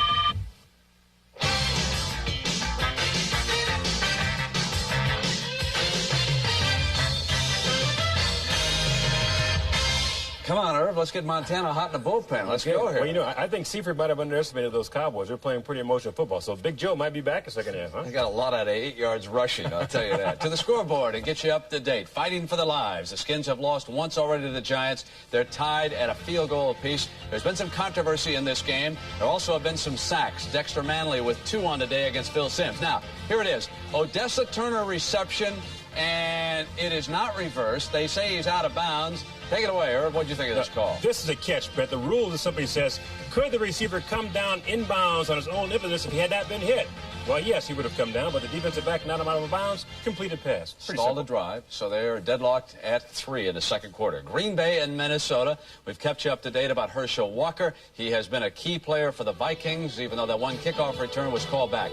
Most underrated quarterback in football is this guy right here. Don Majkowski and Sterling Sharp could become one of the better receivers. 51 yards on that reception. Now, you may have seen this once before. How about him running out of his shoe here, Irv? Well, it really makes your heart race when you see him carry the ball like that in a Viking uniform. But he knows his offense pretty well, and one shoe is good enough for him, isn't it? That's right. And here the other shoe falls on the Packers, and it's Rick Finney, right up the middle, 8 yards for the touchdown. The Vikes have 3 sacks on the day, and they lead it 10-7. Detroit and Tampa Bay, the Lions are without Barry Sanders. The Buccaneers are without Vinny Testaverde. It is hot. I mean real hot on the floor of the stadium in Tampa this afternoon, and it has been the defense. Ricky Reynolds intercepts this Rodney Peete pass, and he will score on a brilliant 68-yard return. 2 interceptions of Peete passes on the game, and that has been the difference so far for the Buccaneers. The Buccaneers defensively have really improved under Ray Perkins down there. Houston and Chicago moments ago, Neil Anderson scoring his 10th touchdown of the season. He leads the NFL, and they lead the Oilers 14-10. Miami and Cincinnati, Esiason 38 yards to Holman, 10-3 Bengals in that game. Atlanta and New England, surprisingly, the Falcons have settled for only a couple of field goals in that game, and Greg Davis, a former Falcon, has kicked 3 for the Patriots. San Francisco and Dallas, the game you're watching, deadlocked at 7 at the half. We're going to take a look at Dan Hampton right after these messages from your local stations.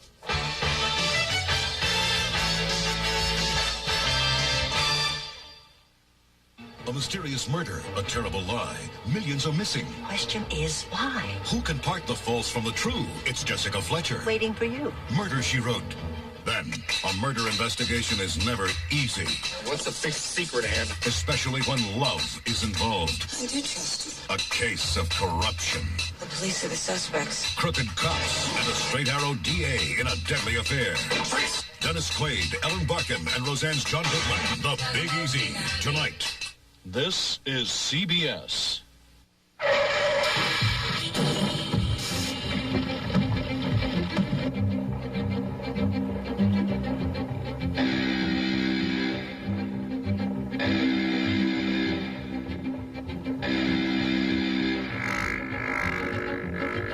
You knock yourself out just getting to your flight. That's why at Alaska Airlines, we figured the least we can do is treat you well once you finally get here. You were never that blonde. Telesis. It means progress intelligently planned. Tell Aunt Kathy what you got for your birthday. This is a story of Telesis. Lucky girl. Look, she thinks I'm right there. She knows you're in telephone. Hi, it's me. Yeah, is Eric there? Hey, the uniform looks great, pal. You nervous? A little. By the 21st century, a child will see for 1,000 miles. Really proud of you. Thanks, Dad. Because the same telephone lines that carry thousands of voices could also deliver pictures worth 1,000 words. Life-size and lifelike. It's just one of the things the Pacific Telesis Group is working on today to get you ready for tomorrow. Be quiet, because Grandma's got something to say. Happy Thanksgiving, everyone. Yes, it's just a telephone now. But the 21st century is only 11 years away. A Tale of Two Cities, Monday at 7:30.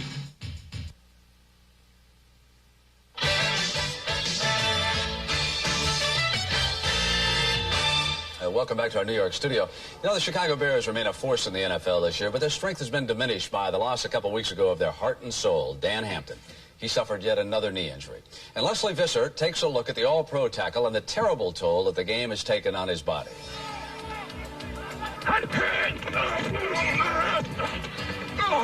I personally performed 5 operations on him, all on the knees.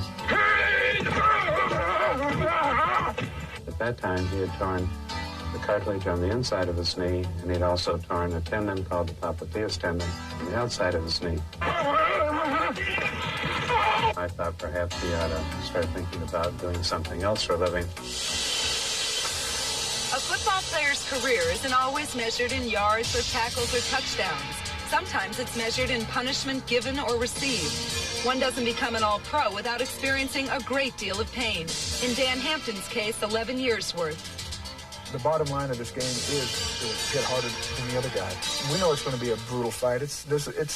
Someone said it's a contact sport. It's not. It's a collision sport. And there's going to be injuries. There's going to be a lot of pain involved with it. Just how much pain? In the 1980s, Hampton has averaged 1 knee operation per year, and each procedure has been followed by grueling months of painful rehabilitation. Throughout this lonely process, Hampton developed a unique attitude that has helped him cope. Pain is my friend. I've been able to deal with it because I want to play. Otherwise, I'd be out of the league. Now, faced with the choice, I'd rather play with the pain and still be playing. No one doubts his motivation, but the price he's been willing to pay could cost him for the rest of his life.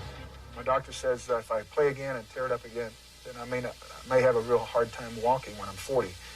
I didn't feel like telling him I have a real hard time walking now when I'm 32. In the final year of his contract and perhaps his career, Hampton has no regrets. I've seen a lot of players play this game, great players. Dick Butkus, Mike Ditka. Was it worth it? I think so, Brent. I mean, people have 8, 9, 10 operations, but they don't really understand that. If you love doing something, how could you just give it up real easy? You know, Dick, I read this week that Dan Hampton had retired. No, right. There was a report that he did retire, and Dan gave me the word last night that it's not true. Now, 2/3, it's a sad fact that 2/3 of all former players have permanent disabilities, but Dan is not going to give up easily, I'm telling you. He wants to play. Dick, I want to remind everybody that we've got a college football doubleheader next Saturday on CBS. We're going to start off at noon with a battle of the unbeatens of the Southeastern Conference. We'll take you to Birmingham, Tennessee, and Alabama. Then we'll switch up to South Bend, and that's always one of the classics. The University of Southern California against the Fighting Irish of Notre Dame. Irv, I want to show everybody a young running back out of Texas A&I by the name of Johnny Bailey. With this run, he broke Tony Dorsett's 13-year career rushing record of 6,082 yards. What about his pro potential? It's a pretty exciting back, Brady. He's only 5'8", 178 pounds, but he's projected to be a late first-round pick, an early second-round pick. He came out of the same conference that Wilbur Montgomery came from Philadelphia. All right, let's send you back to the stadium and the game you're enjoying here on CBS. If you follow the travails of the San Francisco 49ers, this is their history thus far this year. They have not been outstanding in the first half, and again today, they are tied with the Cowboys 7-7. Welcome back to Texas Stadium, everybody. I'm Tim Brandt, along with Big Dan Jiggets, and it's not really been a surprising half, other than the Cowboys have hung tough. They've hung tough, but the key, though, for the 49ers is if they had Joe Montana like they usually do, you know that they own the second half. Today with Steve Young, it's going to be a real test for the 49ers. The Cowboys are desperate for a win down here. Both quarterbacks have looked very good today on both sides of the field, but let's show you how the team scored. It was scoreless after the first quarter, then this was in the second quarter. Steve Young finds Brent Jones, the tight end, number 84, streaking downfield. He beats Jack Del Rio on the zone coverage, running a seam route, just gets in behind him, makes a nice reception, and tumbles on into the end zone. You know, every time you run against that zone, the tight ends are going to run the seams on you. A running into the kicker penalty against Dallas kept that drive alive, and then the Cowboys came back just before the half with 21 seconds remaining on this pass. Steve Walsh gets some good time from his offensive line, looks downfield and finds Kelvin Martin for about 32 yards. He beats Tom Homo and Johnny Jackson on the play. There was a question as to whether or not it was a penalty and a catch on this. It was reviewed and ruled a touchdown. All right, that made it 7-7. Let's take you now and show you some of the statistics. They will better tell the story of the first half between the Cowboys and the 49ers. You see San Francisco with a very, very big edge in terms of rushing the football. Still not great, though, for the 49ers and what you're used to seeing out of them with Roger Craig. Dallas is suffering without Herschel Walker. Young had almost 50 yards of that rushing for the 49ers. Both quarterbacks, as we mentioned, are hot. 10 for 13 for Young, 11 for 13 for Walsh. I think that the thing is you're seeing a young Steve Walsh doing quite well for himself in his second start. And what's been very impressive as you look all the way to the right-hand corner of that statistic is Walsh has not thrown an interception. So that's the story here at Texas Stadium. CBS Sports coverage of NFL football will continue after this message and a word from your local station. The world thirsts for a car that is economical, yet fully equipped, basic, yet polished, practical, yet inspiring. Some may think such a car is only a mirage. It is the award-winning Mitsubishi Mirage. Buy the special edition Mirage EXE and get air conditioning and AM/FM stereo cassette at no extra charge. Save over $1,000.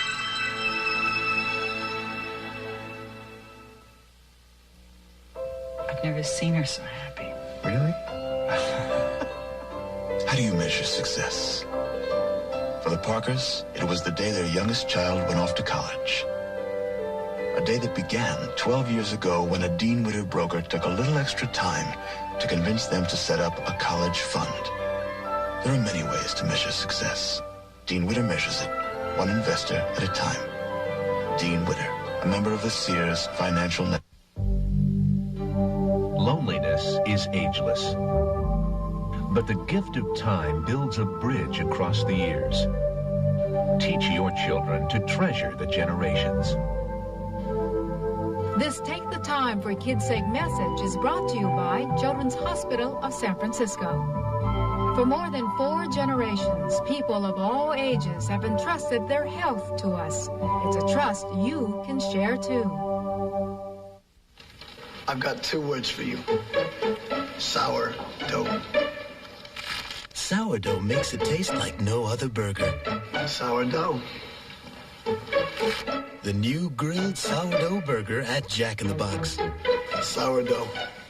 A juicy burger, bacon, cheese on sourdough at Jack in the Box. For exciting new taste, this is the place. Just 2 words. Sourdough. There's that one.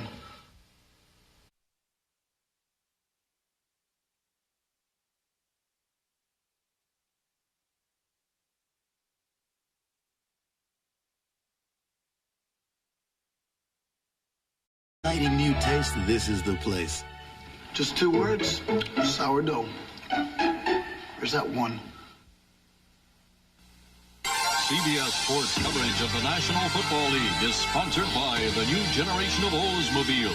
Step into the future now at your Oldsmobile dealer. Federal Express, the best way to ship it over there. And by Castrol, engineered for today's smaller cars.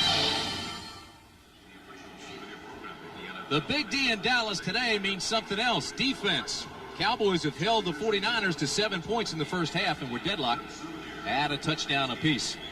I want to show you some interesting numbers, though, as we start the second half. Don't be fooled by the present score, because what's taken place thus far this year is Dallas has been shut out in the third period. Look at that. The big goose egg. 61 total points, none in the third period. Meanwhile, San Francisco has been red hot in the third period and has scored 66 points in the fourth. And so it's been a second half team. They've been outscored everywhere else in every other quarter but the fourth, 66 points.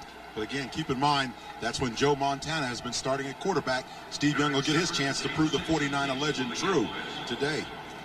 So Mike Kofer will kick off for San Francisco. And it'll be Dixon and Shepard deep for the Cowboys. High kick. It'll be taken by Dixon at the 2. Out to the 34-yard line, and once again a flag flies.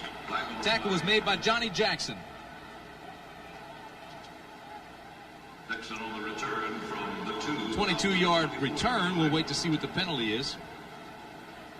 Number 40, Johnny Jackson, and on the stop for the 49ers. First half statistics. So after Ben Dreith talks to Don Wedge, the back judge, they'll move it back. It's against Dallas. Number 50 on a receiving team. That's a 10-yard penalty, and it's first down. Number 50 is Steve Hendrickson, who's carried several numbers over the last couple of weeks. And as a matter of fact, he was originally drafted by the San Francisco 49ers, and you figure he wants to get a couple of shots in on his old teammates. He may have been a little aggressive on that one. Hendrickson wore number 99 last week. David Howard came in the trade. He now has 99, and Hendrickson gets jersey number 50. Hard to hit a moving target. That happens when you're young. First down, Cowboys. First pass, second half. Walsh gets it off, throws it underneath to Irvin. And Michael Irvin breaks the tackle and carries it out to the 17. So it's a gain of 3 after a lot of work by Michael Irvin. The pressure came from Michael Carter straight up the middle. Michael Irvin came right back along the line of scrimmage that time to make the play, and really, he catches the ball on the line of scrimmage. You see him in motion here. Now he's going to turn inside after the little pick play there by his tight end. Slides back along the line of scrimmage, but Jim Fawnhorse has him in his sights along with Michael Walter, and you just don't get away from those two guys very easily. But Michael Irvin does make that little move there to slip him for a yard or 2. It'll be second down and 7. Dixon on the reverse. Breaks a tackle and carries it out to the 27-yard line. First down, Dallas. Tackle finally made by Jeff Fuller. Now, see, you run the reverse when you know that the backside is not staying home. Let's see what happens in this area with the outside linebackers and the defensive ends. Does Kevin Fagan stay at home? No, he goes down the line of scrimmage. When you see that happen, you say as an offense, well, maybe we can beat them on the corner there. And you see that they did indeed beat the 49ers on the corner. There's only one guy back there to make the play, and he missed it. First down and 10 now. Martin and Irvin come to the bottom of the screen. Dixon to the top. Block the carrier, and again, there's absolutely nothing up the middle.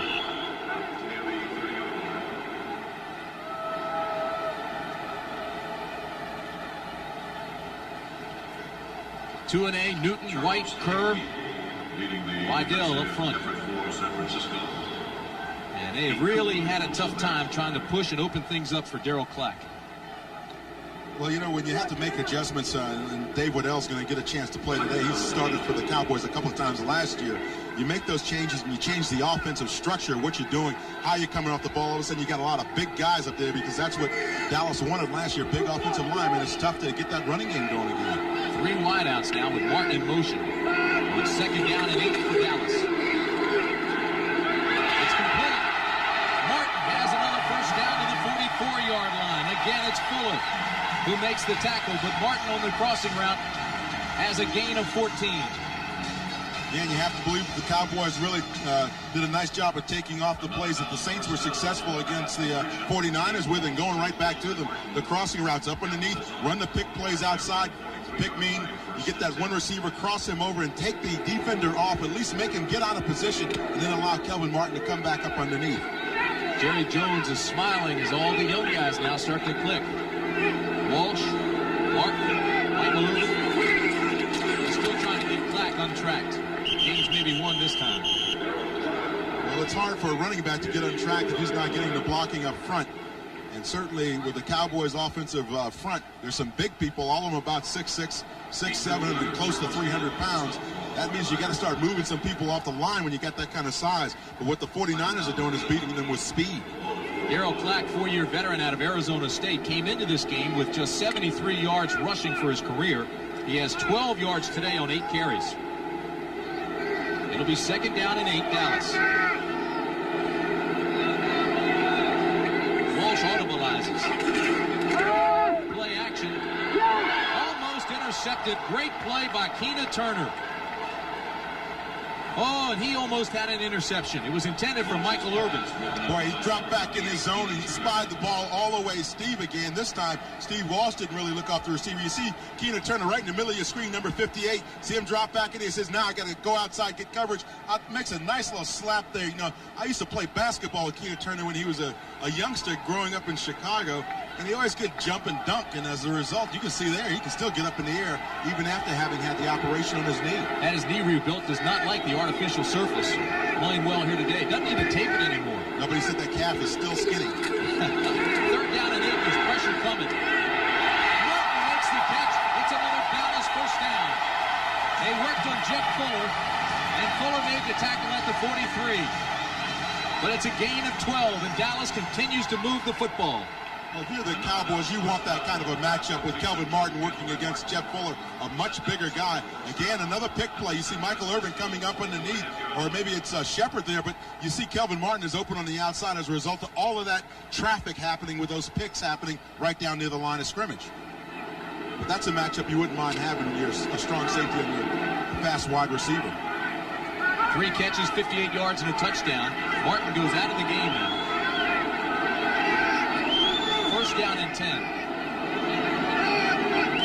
As Johnston comes into the ball game, he now flies on the pass route and throw to the tight end, Folsom.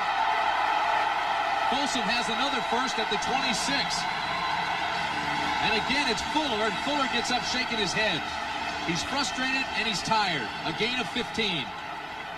Not only that, Jeff Fuller recognizes also that his linebackers, watch the linebackers bite on the play action. Steve Walsh runs nice play action. You see those linebackers standing in there, they don't know quite where to go. Michael Walter in the same position as Farnhorst. That allows the tight end to get behind him, and now the safeties have to make the tackle. Folsom laid a pretty good lick into Fuller. It's 1st down, Cowboys at the 26. Now they'll try Clack. And again, there's not any room to run. Jim Farnhorst filled the hole along with Michael Carter. And Carter can fill a lot of holes. He's 6'2", 285 pounds. Tim, what you can really see with the Dallas Cowboys offensive line, though, is that I talked about reestablishing the line of scrimmage and against the 49ers. Now watch their legs. That's the line where their legs are. Now watch, they do not move those legs past the line of scrimmage or even to the next yard marker. You see their offensive linemen cannot get any kind of push on that offensive line, and as a result, the defense meets your people in the backfield. Michael Carter. Carter's a wide body.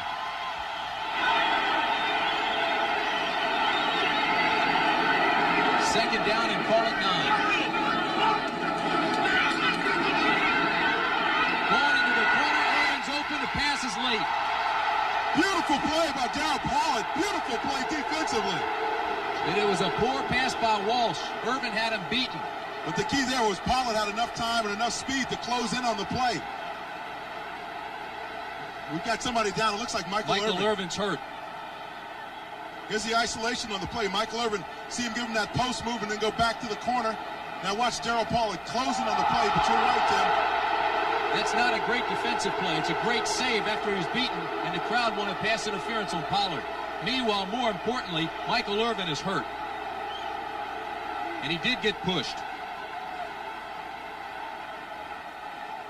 Boy, you hate to see that. 5 catches, 49 yards for Irvin. You see him there, give him the post move, then go back out to the sideline. Pollard's beat right now. The ball's drifting up. Maybe Michael Irvin had a chance to fair catch it down there, but now he got hit right in the back of the leg just as he came down in the end zone. And he is still down in there in the end zone. It looked, Dan, when he hit that his leg stuck to the turf. Didn't have any give. And when that happens, there's only one thing that will give. Well, that turf is very, very brittle down there in the end zone. Of course, it doesn't see a lot of action sometimes down here in Dallas, and that may be one reason why it's still very brittle down there. The weakest joint on the strongest limb on the body, and when the shoe doesn't give, the knee usually does.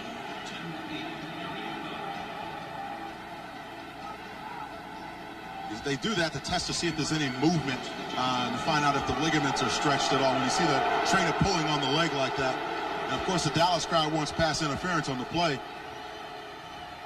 You're seeing the replays on the big screens here. That is not reviewable. Except for the crowd, and they have been rather vociferous in their boos.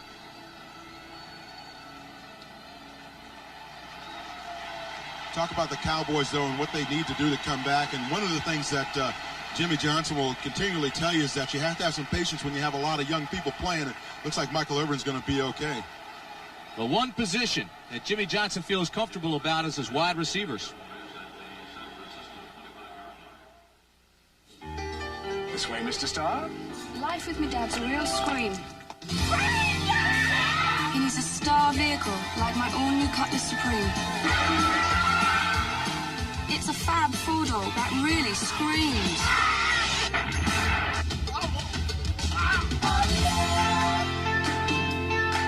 Hello, Daddy. This is not your father's Oldsmobile. This is the new generation of... How to get your package through a Mediterranean storm. Most Federal Express overseas employees are from overseas, so they not only know the local customs regulations, they know the local customs. And that helps your package sail right through. Because when delivering in Rome, it helps to be a Roman. Federal Express, the best way to ship it over here is now the best way to ship it over there.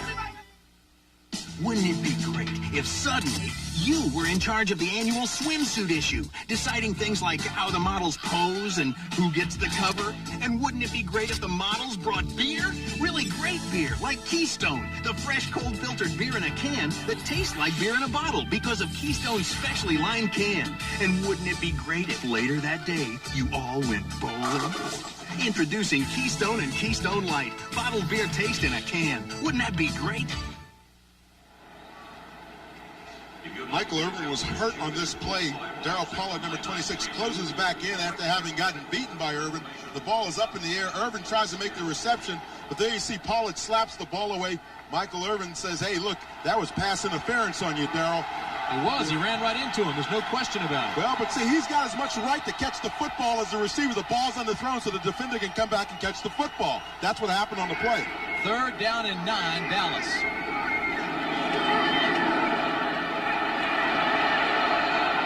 Incomplete. It was intended for Broderick Sargent. See, just because a receiver is an offensive receiver doesn't necessarily mean that he's got the right to catch the football and the defense can't do it. Darryl Paul at that time steps in and becomes the receiver. The ball's hung up there in the air. Broderick Sargent wishes he could have brought that one down, or he was 6'10". I'll tell you this. Shepard thought he was open in the end zone, and Kelvin Martin thought he was open as well. It's a 43-yard attempt for Roger Ruzick. And the Cowboys are threatening to take the lead with 8:35 remaining in the 3rd quarter. Mike Saxon is the holder. Ruzick's kick is blocked. Look out. Johnny Jackson is gone. A 61-yard return of the blocked field goal attempt, and Johnny Jackson put San Francisco back in front.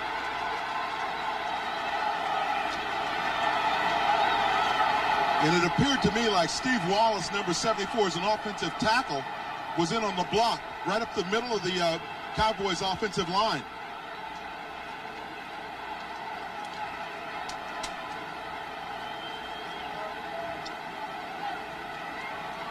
The block was made by Wallace.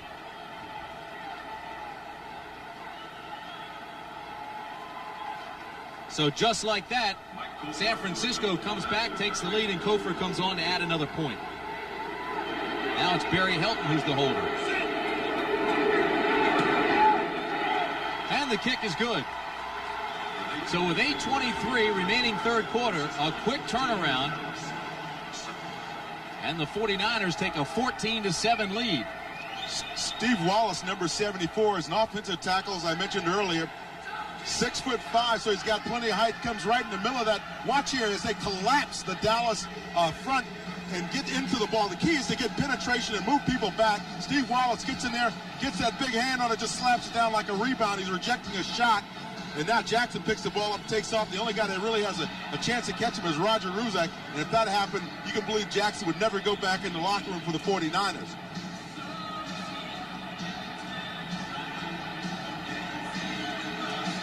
Another look at it, you can see Roger Ruzak at the end of this play is the only guy that really has a shot at stopping him, because there's a nice block by Wallace. Boy, he really got up in the air on that one. Now watch Jackson make the takeoff here. Gets out in front, and there's nobody near him. There's no way he's going to get caught on this play. And the 5th-round draft pick out of Houston turned it on. 62-yard return for the touchdown. Get some style points, too. Again, watch him collapse that inside front of the Dallas Cowboys. Now, the center really didn't block anybody. That, I believe, is Stepnowski, is the long snapper. But his responsibility is to get the ball back to the holder. That's his key responsibility. Everybody else has to block down toward the center, and that didn't happen. That's right. Everybody should be taking a step in. You see they do that, indeed do that, but Wallace gets that great penetration in the middle. The center was Dave Waddell, the kick center, and he never really got a block on anybody. 14-7. This will be Dixon at the 1. Look out. Boy, he had a hole for a second out to the 27-yard line. A return of 26, so between Dixon and Shepard, Cowboys have some return threats. Tackle was made by Darryl Pollard.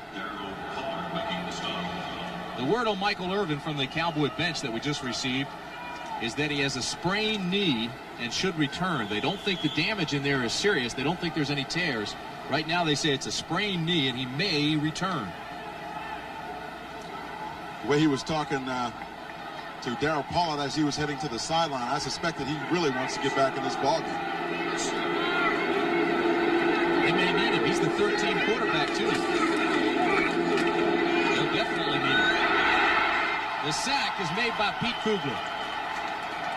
That's his second sack of the year, Dan. You hear about coverage sacks, Tim, and what that really comes from is good coverage by the secondary downfield. You saw Walsh looking that time, took a step up inside and really couldn't find anybody to throw to downfield, so he just let it go. Steve Walsh now backing up. You see him, he's getting a pretty good view downfield. Now watch his head. You'll see it rotate around. He says, now I got to get out of here. Still pump fakes, can't find anybody, and Kugler makes a nice sack.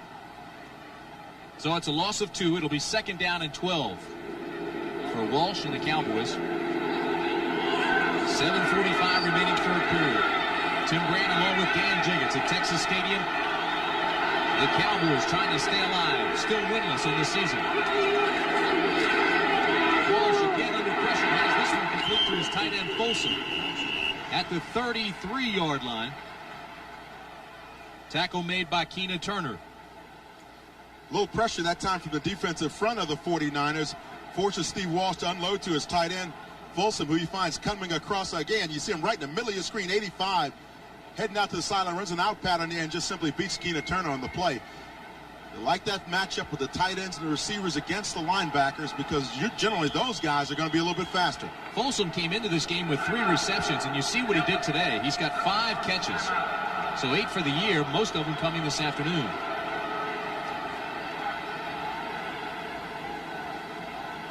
Timeout Dallas. 7:03 remaining third period. Ladies and gentlemen, please. Today's small cars are tougher than ever on oil. Their high-compression engines not only rev high, they can run hotter than regular small car engines. Their searing heat can begin to break down an oil immediately. That's why there's Castrol, the motor oil that in every grade provides maximum protection against viscosity and thermal breakdown. So use Castrol before your engine does something to get you heated up. Castrol, engineered for today's smaller cars. I tell my dad I'm buying a new car, and he'd say, "Fluffer and Fluggertash, get a sensible car. Get a comfortable car. Dog, get a gorgeous car. Get a reasonably priced car." No, I did! A Cutlass Sierra. Great when you buy it, drive it, trade it. What more can a family want? That's all, folks. Now get up to a $1,600 cash bonus on a 1990 Cutlass Sierra. See your Olds dealer today. You're looking sharp. You're looking good. You've come so far. And we know how to make the most of who you are. Where the race is run, you're the champion. Gillette, the Gillette Atra Plus system and Gillette Foamy Shave Cream, together the best a man can get. She says it's rape. Now she has to prove it. She wanted it. She asked for it. She got it. Why don't you leave her alone? When He's Not a Stranger, Tuesday. If you like college football, you'll like CBS next Saturday.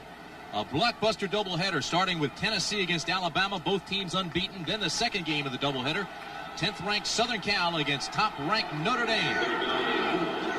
That's all next week here on CBS. Don't miss it. Third down and 4 for Walsh. Backside pressure throws this one complete. The tackle is broken by Shepard. He's got a first down up to the 47-yard line. Derek Shepard, a great addition to this Cowboy team, a gain of 15. Again, the Cowboys running some picks down on the line of scrimmage. Two receivers out there to that side. Watch Shepard on this shake and bake there. You see him come back up underneath of the pick by Kmart there. Kelvin Martin makes a nice reception. Now watch these moves in here. He puts about 55 moves on a 1-yard line. Gains about 2 yards after the moves. Tackle made by Fuller and Homo. Dave Waddell is injured. Boy, that could be a big blow, too, because Kevin Gogan's already left with an injury at that right tackle position. It appears that he's pointing towards his hip as the problem.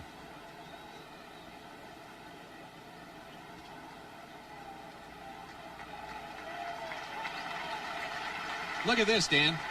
Everything they're throwing is, well, pretty much short. Well, the thing that they've been effective on is that the play like we just saw with Shepard, throwing the ball after the pick play and allowing the receiver to run with it the rest of the way. So it may only be 10 to 19 yards, but then the receiver makes the best out of a tough situation by running well with the football. 15 under 20 yards. Michael Irvin back in the ball game. He comes to a wideout position. And Steve Walsh now has one of his big weapons. That's Irvin at the bottom of your screen right there. First down, Dallas. Has his first goal of the day. And breaks it big to the 35. Darryl Clack.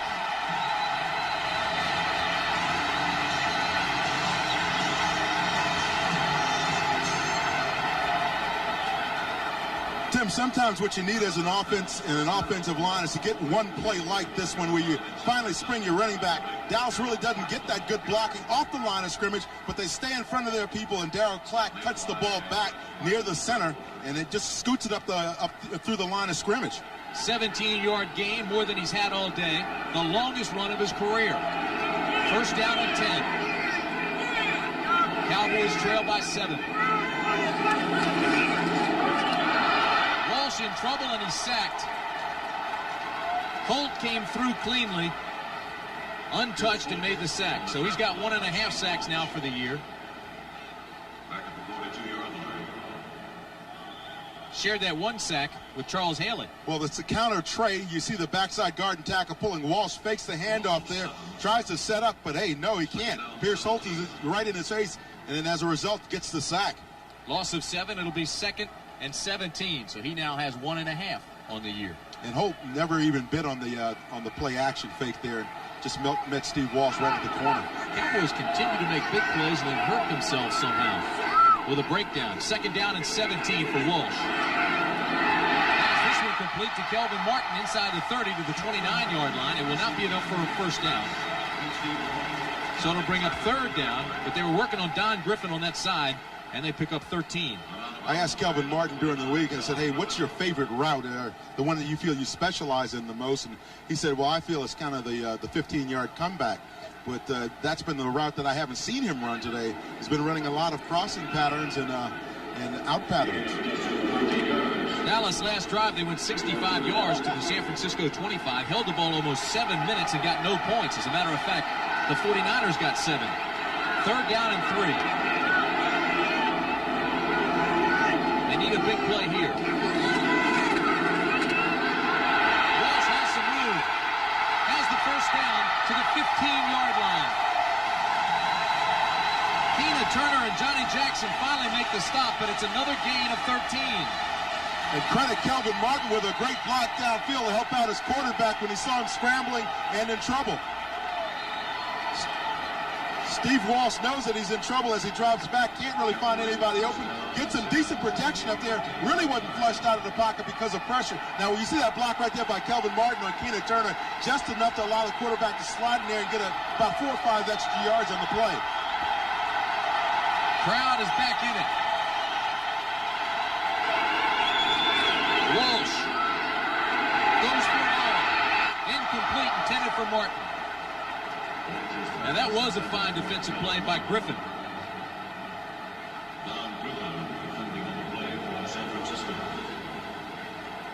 Don Griffin made a close play last week, and again, he makes another one here. He's going to be coming from the right side of your screen. That's where Kelvin Martin is running the go pattern. Steve Walsh lays it out there very nicely for him. And actually, when you look at it, Griffin was out of position there, but closed very quickly on the receiver, Martin. It'll be 2nd down and 10 as you look at Don Griffin. 4:24 remaining in the 3rd period, but look at the time of possession. The San Francisco offense has not had the football, but they are the only ones to score. Walsh inside the 5 to the 3. Michael Irvin. There's a flag. And again, they were working on Don Griffin.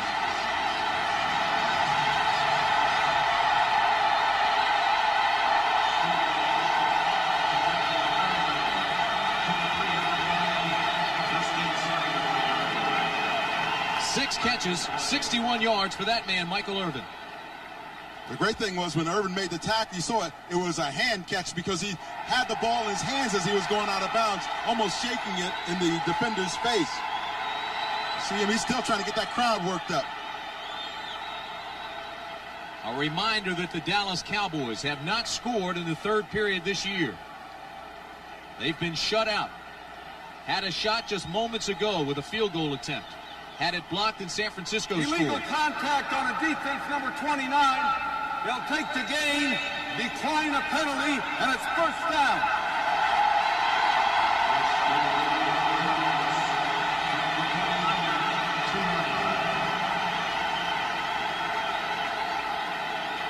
It was called on Griffin. So the big game by Irvin sets up 1st and goal at the 2. Thornton Chandler comes in at tight end for Dallas. Steve Folsom stays in. It's a 2 tight end system. Johnston and Clack will be in the backfield. And they're going to review it.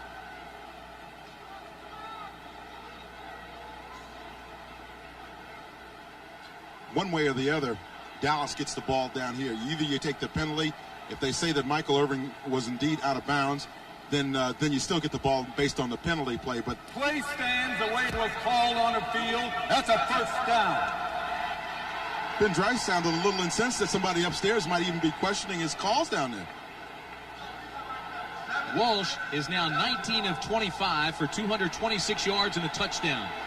The Cowboys trying to get their first points of the year in the 3rd period right here. 1st and goal from the 2.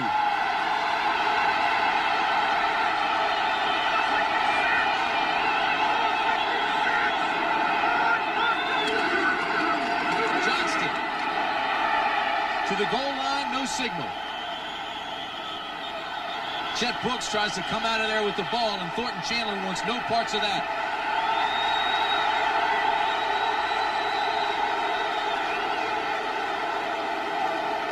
The only thing Chet Brooks was going to get out of that play was some exercise. He tried to run that one back. It'll be second down and goal from inside the 1. Now let's see if those Cowboys can get those helmets down and move some people off the offensive line. Nate Newton there blocking against Michael Carter, who ends up making the tackle. But the key there is Newton gave his running back enough of an opportunity to squeeze it into the end zone, or near the end zone. They need a foot.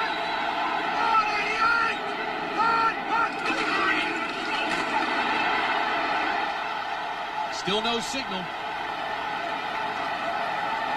It'll bring up third down and less than 1.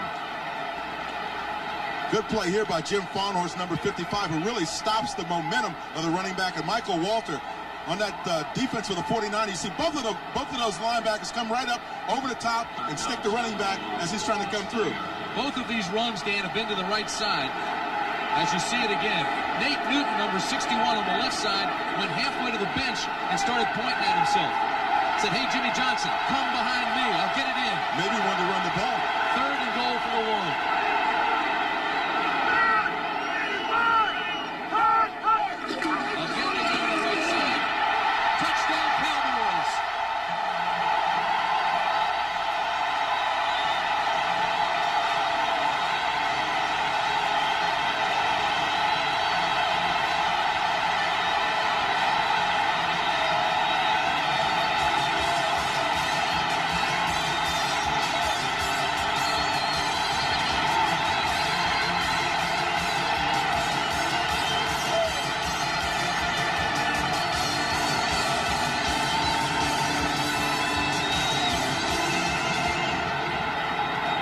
One-yarder sets up Roger Rusic's extra point attempt. And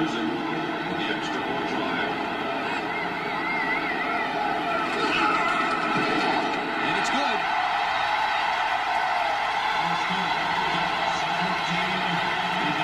So with 2 minutes and 50 seconds remaining third quarter, we're tied again at 14.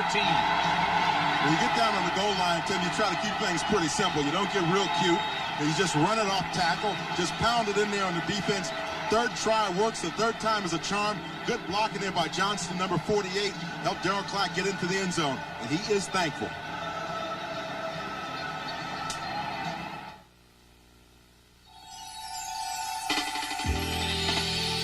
This isn't an ad for a tropical vacation. This is an ad for Zenith's 46-inch projection television with a color picture that could only be called brilliant. If you've never owned a Zenith giant screen television, maybe now's the time to get your feet wet. Zenith. Quality. Once upon a time, there was a guy named Goldilocks who was thirsting for refreshment. But this one, and this one. So then he moved to Diet Coke, and it was just right. The real cola taste you can drink more of because it's just 1 calorie. Hey, somebody's been drinking our Diet Coke. And there he is.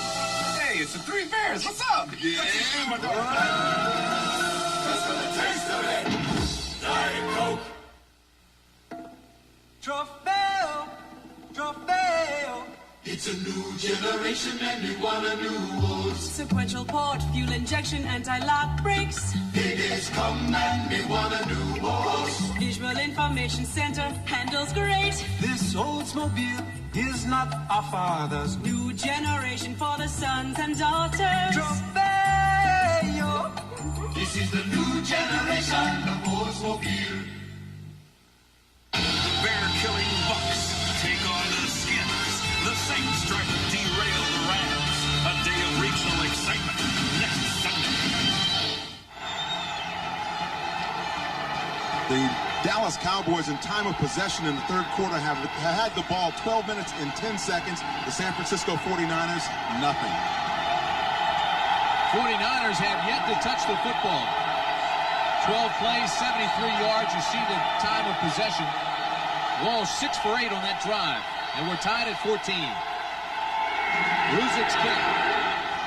is high, but it's short. Flagler will take it at the 15. Breaks one tackle, stumbles across the 30, and gets it out to the 32-yard line.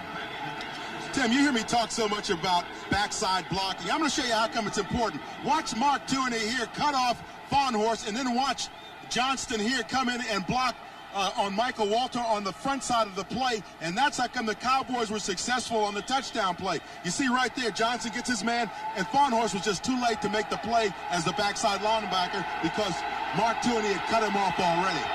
Took him a long time to get in the end zone in the third quarter, the whole season.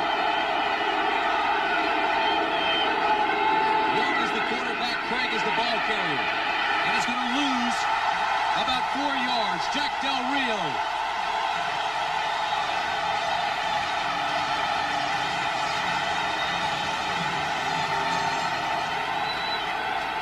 You got to block those outside linebackers. Jack Del Rio, number 55, will be out of frame here for a second, but you'll see him come back into frame very quickly. Those linemen up front, the tight ends, have got to block those outside linebackers if Roger Craig is to be effective hitting the corner. There's no other way to do it. Great penetration by Too Tall Jones. A loss of 3, it'll be 2nd and 13. Young, backside pressure will run it. Goes out of bounds at the 31-yard line, but there's a flag in the backfield. Gotta believe that's holding because Tony Tolbert had a nice rush during that time on Steve Walsh. Steve Young, excuse me.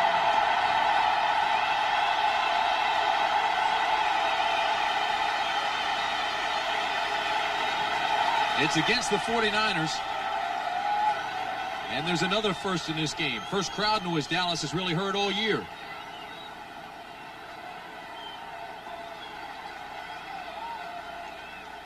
That's the 7th penalty on San Francisco. Dallas has 2.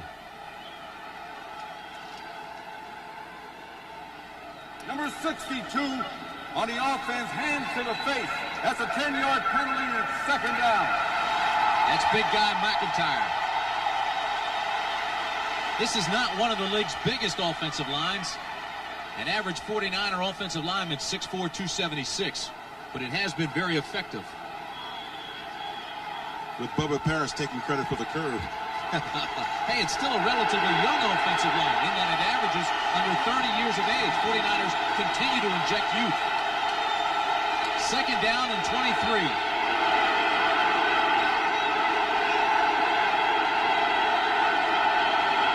Young, quick drop, overthrows the intended receiver, and that's Jerry Rice.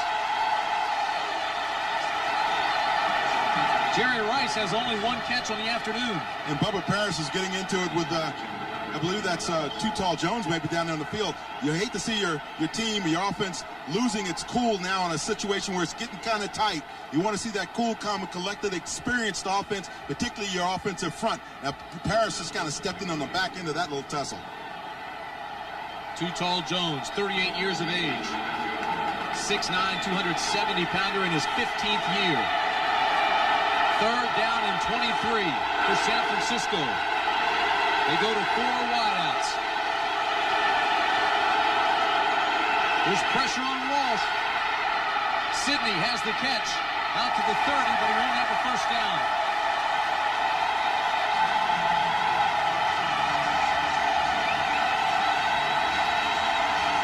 Emerson Walls made the tackle. Jeffcoat had the pressure. And Dallas will get the ball back.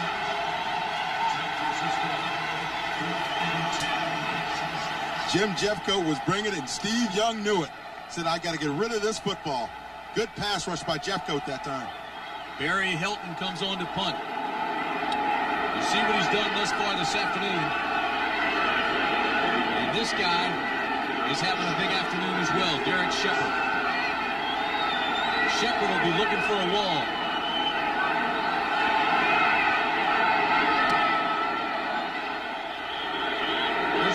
There's going to be no play, and it's going to be delay a game, I believe, against San Francisco. It is.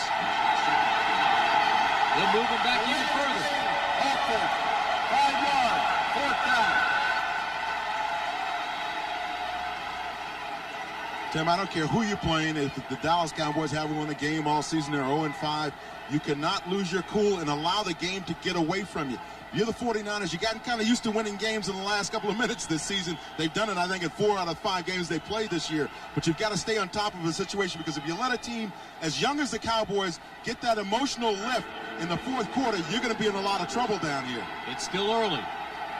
23 seconds remain, third period.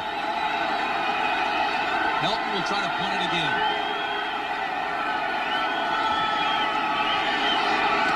Gets off a low liner.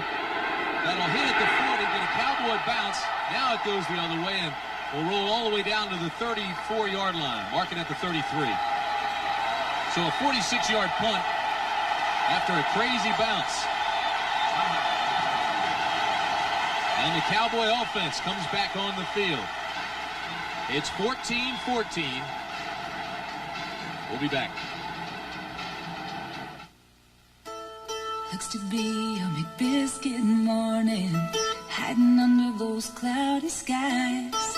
Feeling aching for hickory smoke, bacon in a buttermilk biscuit rising up inside. Got a grade A, fresh baked, hickory smoke, hunger for just one taste. The one and only taste of McDonald's bacon, egg, and cheese biscuit. Gonna be a McBiscuit morning from McDonald's.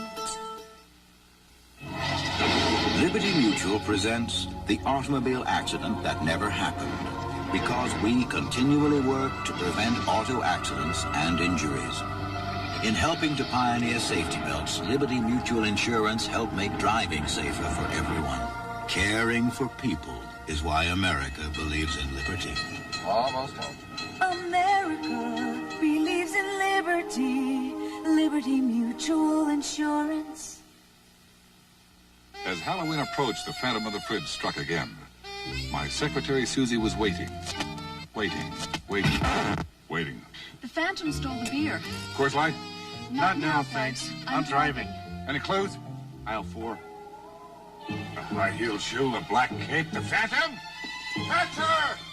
Enter the Coors Light $100,000 Phantom of the Fridge sweepstakes. Look for clues at this Halloween display and get your Coors Light before the Phantom does.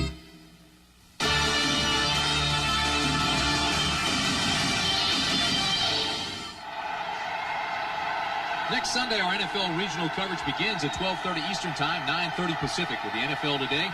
Then you'll see one of the following games in your area. Tampa Bay, Washington, Dallas at Kansas City, Minnesota against Detroit. That'll be followed by the doubleheader. Game 2, New Orleans against the Rams, Giants at San Diego, and Atlanta against Phoenix. Here at Texas Stadium, we're tied at 14. This should be the last play of the third quarter. To the 37-yard line, but there is a flag. Jim Fawnhorse made the tackle. So we'll wait to see what the flag is. NFL Today did a nice job covering the Herschel Walker story today. It was interesting listening to Jerry Jones, Mike Lynn. Got a lot of help from Dan Jiggets following that story. Number 70 on the offense was holding. That's a 10-yard penalty, and it's first down. We're going down the other end. So it was on Stepnowski. So that's the end of the third quarter with the score. San Francisco 14, Dallas 14. We now pause from a word for our local stations.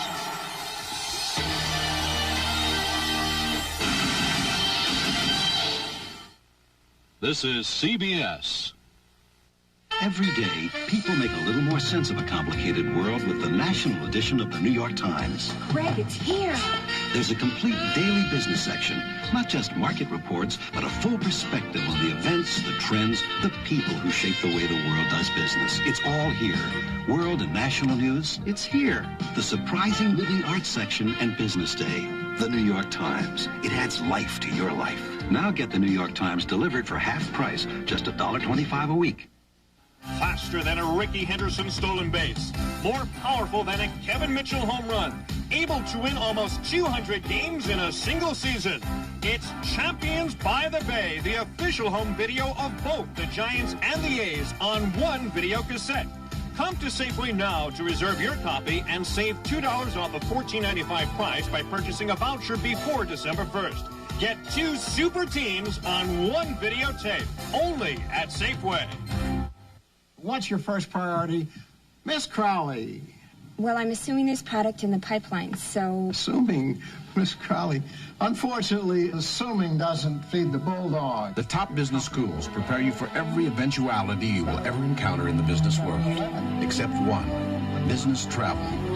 We've got that one covered. United. Come fly the friendly How skies. can Miss Crowley's 3-person sales force stay on top of her far-flung enterprise? For Spacious Skies, starting Monday at 6. CBS Sports coverage of the National Football League is sponsored by Coors Light. Pure brewed in the Rockies, the Silver Bullet won't slow you down. It's the right beer now. U.S. Navy, you are tomorrow. You are the Navy. And by today's Chevrolet truck, nobody's winning like the heartbeat of America.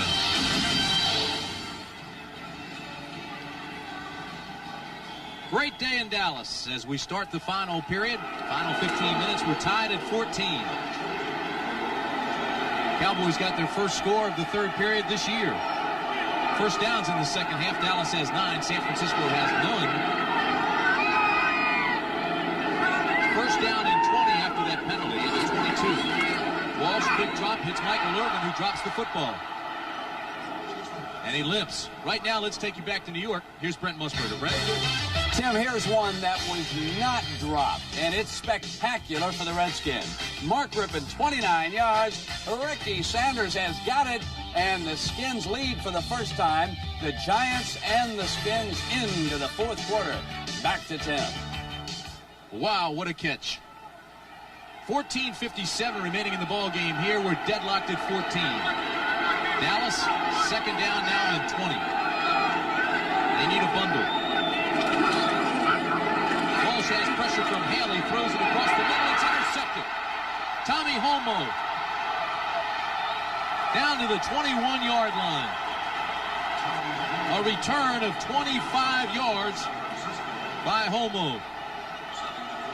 That's what you call a rookie mistake by a quarterback, a young quarterback, throwing into coverage. He ought to give half that interception to Haley, who came on the pressure. Haley does indeed come in on the pressure, watching the left side of your screen. But Walsh, you can see the defender's closing right in. There's 3 guys closing in on your receiver right there. And the last guy is Tom Homo, number 46. Folsom was the receiver, 85, the tight end, who comes back in and finally makes the tackle on the play. It was intended for Steve Folsom.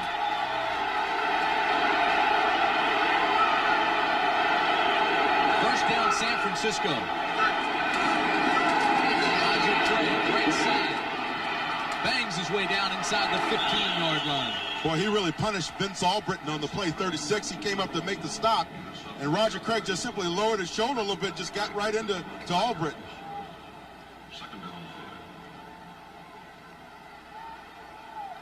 Roger Craig running along that right side of the offensive line, comes outside. Good blocking there by Rathman. You see him cutting a couple of people down. Tolbert tries to make the stop, but hey, look, Roger Craig just lowers that shoulder and just drives into the defender to get a couple extra yards. He's a guy, a veteran, who knows what it means now to put the game on the line in the fourth quarter and get a touchdown. A key defensive series for Dallas. This defense has allowed San Francisco just 7 points this afternoon. They got the other one on a blocked field goal in return. It's a block from Rathman. Inside the 10 to the 8-yard line. Tolbert and Lockhart make the tackle, but Rathman helped that play work. Steve Young is almost like a wishbone when you have a quarterback like him down there. Watch him on the rollout in the bootleg. He's going to be escorted by Tom Rathman, who's trying to slide out and get into the pass pattern, but says, no, I'm going to stay with Steve Walsh. Steve Young. Now, you saw him right there throw the block on Jack Del Rio, number 55, and that allowed Young to spring up underneath. Explain the hit in the back now. That was legal. Yes, well, he's blocking. If the linebacker turns his back to you, you can push him all the way in the back then. It's not blocking in the back. As long as you make contact, you're trying to make contact in the front. 49ers have their first down of the second half. Roger Craig hit immediately by Everson Walls. Fine close on the corner by the 9-year veteran Walls. Nice run support that time by Everson. We were talking to him the other day about how he likes to do that casual walk away when he's near the receiver. He says he's trying to disguise what he's doing defensively, but also it's very important to look very cool when you do it. Big basketball fan. Loves the Lakers. Second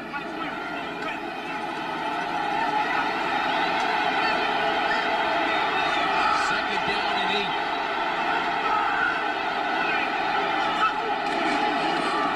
Rathman's hit immediately by Bill Bates.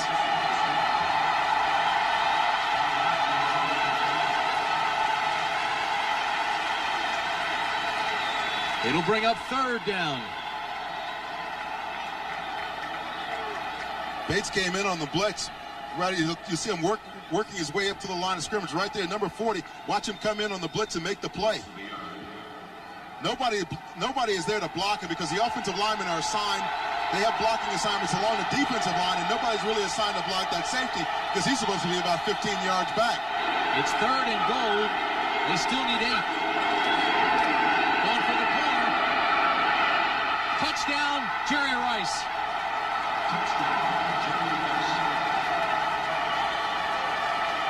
His 59th career touchdown.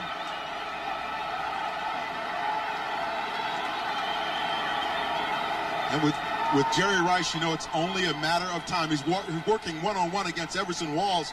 Number 80, you see him press Walls up the field. Now he heads straight to that sideline in the end zone. Beautiful touch pass by Steve Young. Just drops it right in between the sideline and the end zone. Here's the reaction of Steve Young. And he put the ball right where he had to as Mike Cofer comes on now to add another one. And he does. And the San Francisco side of the ledger now has an advantage of 7. Listen. Seems like only yesterday you were single, sweating through your engineering finals and driving hot cars. Today, you got a new baby, a new home, your first real job, and you're driving a Chevy Corsica.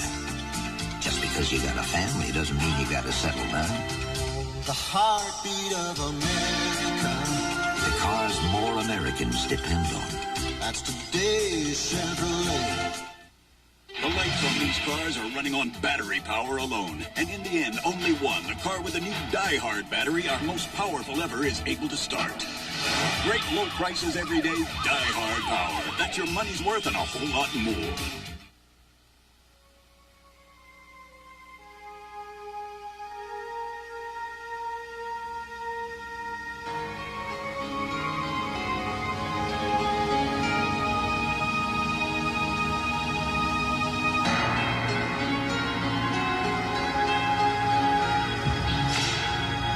Life's full of simple pleasures, like the comfort of Levi's jeans. Or had you forgotten? This NFL game summary is sponsored by Levi's 505 jeans, the zipper fly jeans with a traditional Levi's fit. As you look at these numbers, Dallas has dominated the second half, but 2 critical mistakes. There was a blocked field goal, returned for a touchdown, and then Walsh threw an interception to Homo, and that set up the touchdown to Rice. Rice, by the way, has only 2 catches, but one of them was that 8-yard touchdown, as you see the score with 11:39 remaining in the ballgame. Tim Brandt, Dan Jiggets, and Dan, you made an excellent point. Early in the ballgame, you said that San Francisco usually just plays to the level of competition it's against. But in the second half, they really know how to turn things around. They did it defensively by blocking the field goals, as you said. And then, again, coming back with the interception by Tom Homo, which really set up that touchdown we just saw. But the key here now is they understand the fact that the Cowboys are still not out of this thing. Young team can come back in the fourth quarter. Cofer's kick will be taken by Shepard at the 9. Out to the 26-yard line. That's where the offense will have it for Dallas. Wesley Walls made the tackle for San Francisco. Giants jump back on top of Washington. Minnesota, Herschel has 10 carries, 76 yards.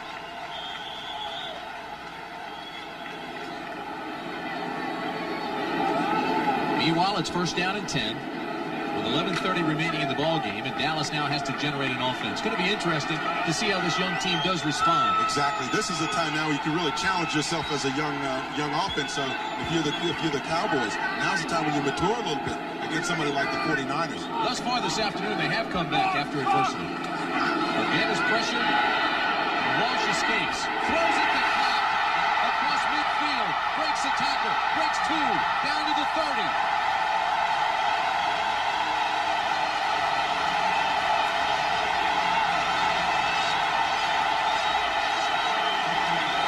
A gain of 44 yards. Just mention the fact that there's a young Cowboy team that can come back in the fourth quarter. I think they're learning some things about themselves. Darryl Clark comes out of the backfield, circle route, comes around, understands that zone is dropped off now. He's just going to let it loose. Steve Walsh with a nice pass there. Took a late shot from, I believe it was Pierce Holt. Walsh unleashes the ball downfield to Darryl Clark. Now watch this run here. Good move to get past Chet Brooks. I guess we're not going to get to see that, but he made a good one. First down, Clark after a big carry. Gets across the 30, so just makes a yard before Chet Brooks makes the tackle. Right now, let's take you to New York. Brent Musburger has this update. Brent? Tim, you've got a fine one going there. So too do the Giants and the Skins. Here's how the Giants regained the lead. You reported it. Sims to Bavaro. 11 minutes to go in the Meadowlands. Now let's go back to Tim. Brent, that is such a key game, as you know, and have said all afternoon for Washington. More so, I think, the urgency for Washington than the Giants. And even think what Philadelphia's thinking now. They said, hey, if those guys win, then we may be right back in the mix. Second down and 10 for Walsh and the Cowboys. San Francisco loads up. Tom Homo comes in as the nickelback. Walsh rolls right, throws deep. Intended for Kelvin Martin, incomplete. And he had come free past Jeff Fuller.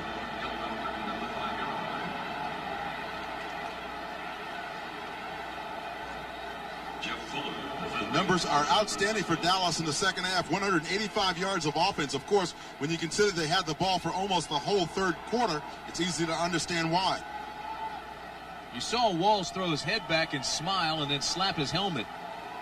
He knew that Martin had come free. All he had to do was hit him. Fuller was beaten badly. Now Fuller comes out of the ball game.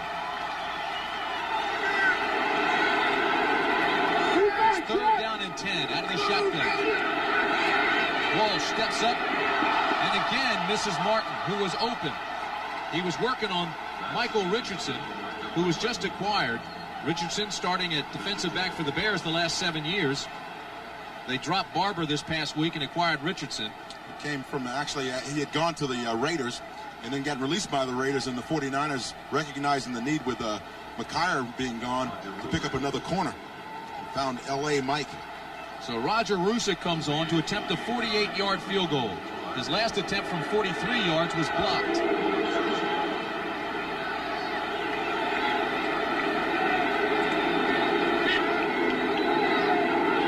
Good snap, good hold. Gets the kickoff. It's long enough, but it's off to the right.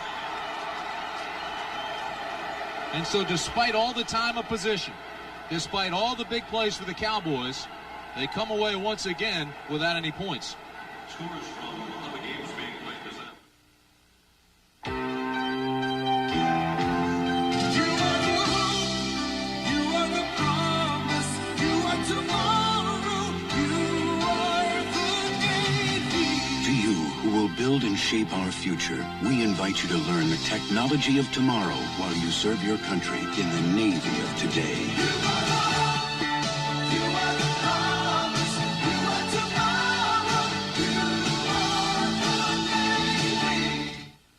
Getting to know. In the 80s, Honda became known for its reliable, feature-filled cars. You ready, Dad? I love this car. But today, the 90s begin with the new Geo Prism, the quality sedan with 16-valve performance. Prism is designed for years of carefree driving, with more of the features and little extras that make life easier, so you know you'll be friends for a long time. Get to know the new Geo Prism at your Chevrolet Geo dealers. Getting to know you. Too many people think a spark plug's a spark plug. Well, all spark plugs aren't alike. These AC copper core plugs match my car's specs like rounds in a chamber, firing up to 30 times a second. for up to 30,000 miles of high-revving firepower. Precision AC Delco parts. They don't just fit, they match. Keep your car running the way it was made to run. Now get up to $8.80 back on AC filters and plugs. See your retailer for details. Undefeated Tennessee takes on Battle's surging Crimson Tide. Then the Fighting Irish of Notre Dame battles 10th-ranked USC.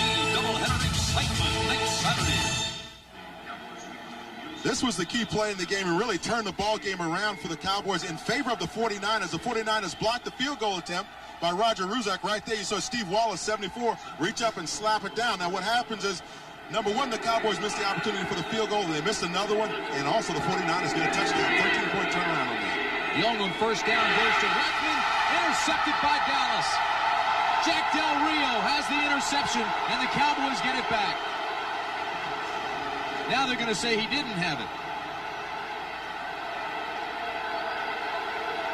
This play will be looked at.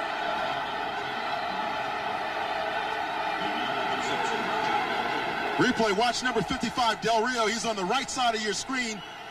You see Young bouncing back. The ball is tipped right there. And now does Del Rio catch the ball or does he trap it? Boy, it looks like it was laying right down. Catch. It looks like it was laying on the carpet a little bit before he could scoop it up. Give you a quick update. Herschel Walker now 13 carries, 116 yards, his season high. Young's pass to Rathman across midfield. Albritton finally makes the tackle at the 34. Danny Hendricks was there as well. Oh, but the block was thrown by Brent Jones, number 84. He saw Tom Rathman coming out to that side, and he just simply stole on Ray Horton, number 20, knocked him right to the turf, and that sprung Rathman. Jimmy Johnson's still hot about the interception. He thought Del Rio had it. Too late for that now, though, because watch this. You see Young on the little fake there, and he rolls out, throws to Rathman. Now watch Brent Jones right there. Knocks the defender down. That springs Rathman on the run. A gain of 36. The fifth catch of the game for Rathman. It's first down. 49ers. This is Craig. It's a couple of tough yards. Jim Jeffcoat was there first. Good defense that time by the Cowboys. Kind of strung that play out to the sideline, stopped it up, didn't allow the 49ers to turn the corner, bringing the ball back in and make the tackle. The Cowboy defense has played well all afternoon. They really have. They played inspired football, and I think that anybody that's watching a young team trying to build themselves back up has to be inspired by their play this afternoon. Cowboys ranked last in the NFC defensively against the run, and yet they've held Roger Craig to 36 yards in 13 carries. It's second down and 8. Here's Craig again. Gets a block on the corner this time. And is close to a first down. It looks like the mark will give it to him.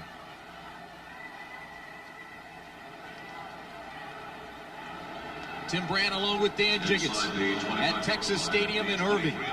The Dallas Cowboys still looking for their first win of the year, while the San Francisco 49ers are trying to keep things rolling in the West. They're 4-1, trying to go to 5-1. The situation in the NFC West, the Rams are unbeaten.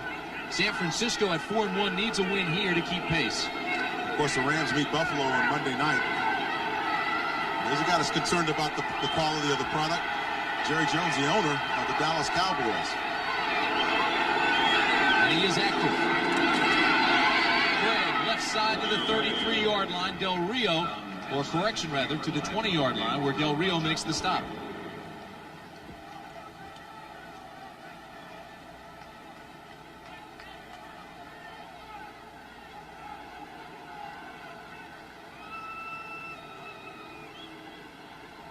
Jerry's trying to get that crowd excited again. He's clapping his hands, but it's getting a little quiet here in Texas Stadium right now. That collar getting a little bit tight.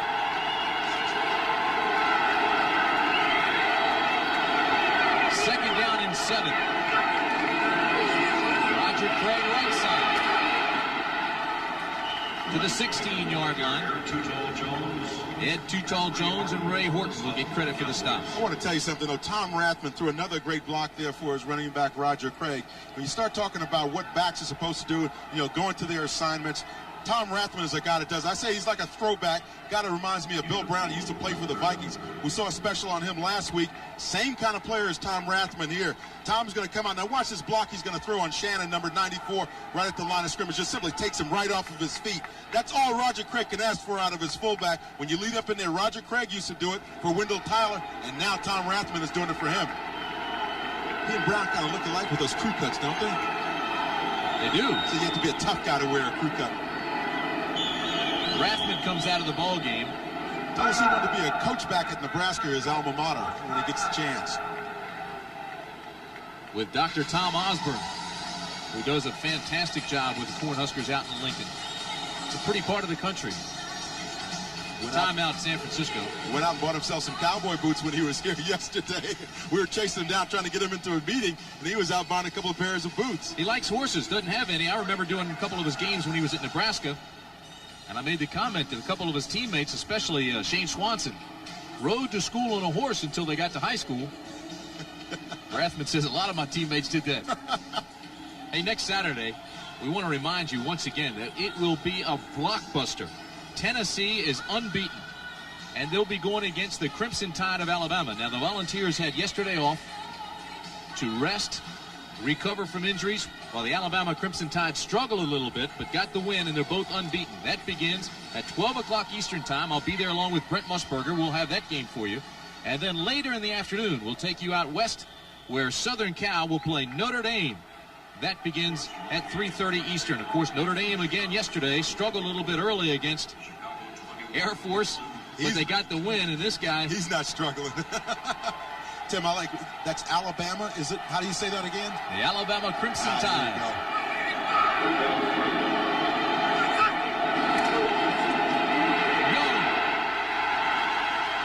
Young is hit. And I don't know if he got the first down. Ken Tippins made the tackle.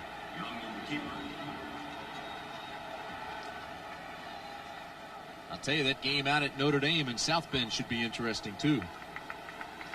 A little payback time there for the Irish. I won't have a chance to see it. I'll be leaving Birmingham, Alabama to fly to meet you in Kansas City. For the game on Sunday between Dallas and Kansas City. San Francisco did not have enough for the first. So Mike Kofer comes on to attempt a 32-yarder. With 5 minutes left in the ball game. It's certainly long enough, and it's good. So with 4 minutes and 57 seconds remaining in the ball game, the Niners had 3 more.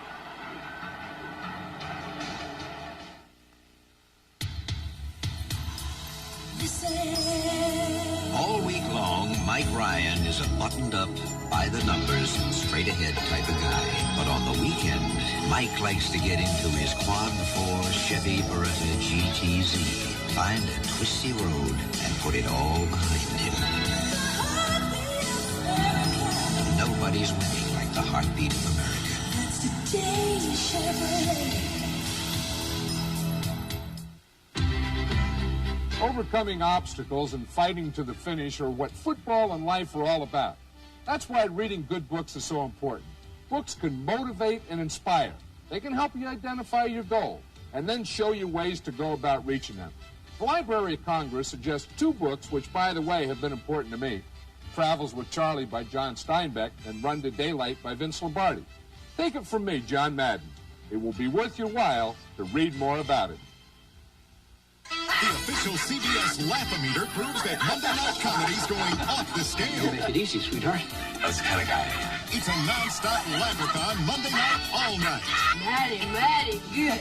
Gauge the laughs with Murphy Brown, followed by the famous Teddy Z, Designing Women, and New Heights. I think it's pretty funny. It's wonderful. Get ready for comedy you can measure. We all can just go in here and laugh. Monday on CBS. Tim Brandt along with Dan Jiggets at Texas Stadium. Dan, you mentioned a few minutes ago the 13-point turnaround because of the mistakes and the big plays, the mistakes by Dallas, the big plays by San Francisco, and they now trail, Dallas does, by 10. What do they have to do to get back into it? Well, I think that the one thing they have to do is go back to what really got them in the ball game in the first place. That is Steve Young throwing short to his receivers, running the pick routes, and then getting out of bounds to save as much of the clock as they possibly can. They give themselves an opportunity if they have to come back to get that second touchdown. It's going to take some big plays now. We may even see a couple of unusual wrinkles coming out of the Cowboys. This is taken by Thornton Chandler. The up back to the 25-yard line. Let's take you back to New York now. Brent Musburger. Brent? All right, Tim, a little breathing room for the Giants. Phil Simms, second touchdown pass of the day. Odessa Turner.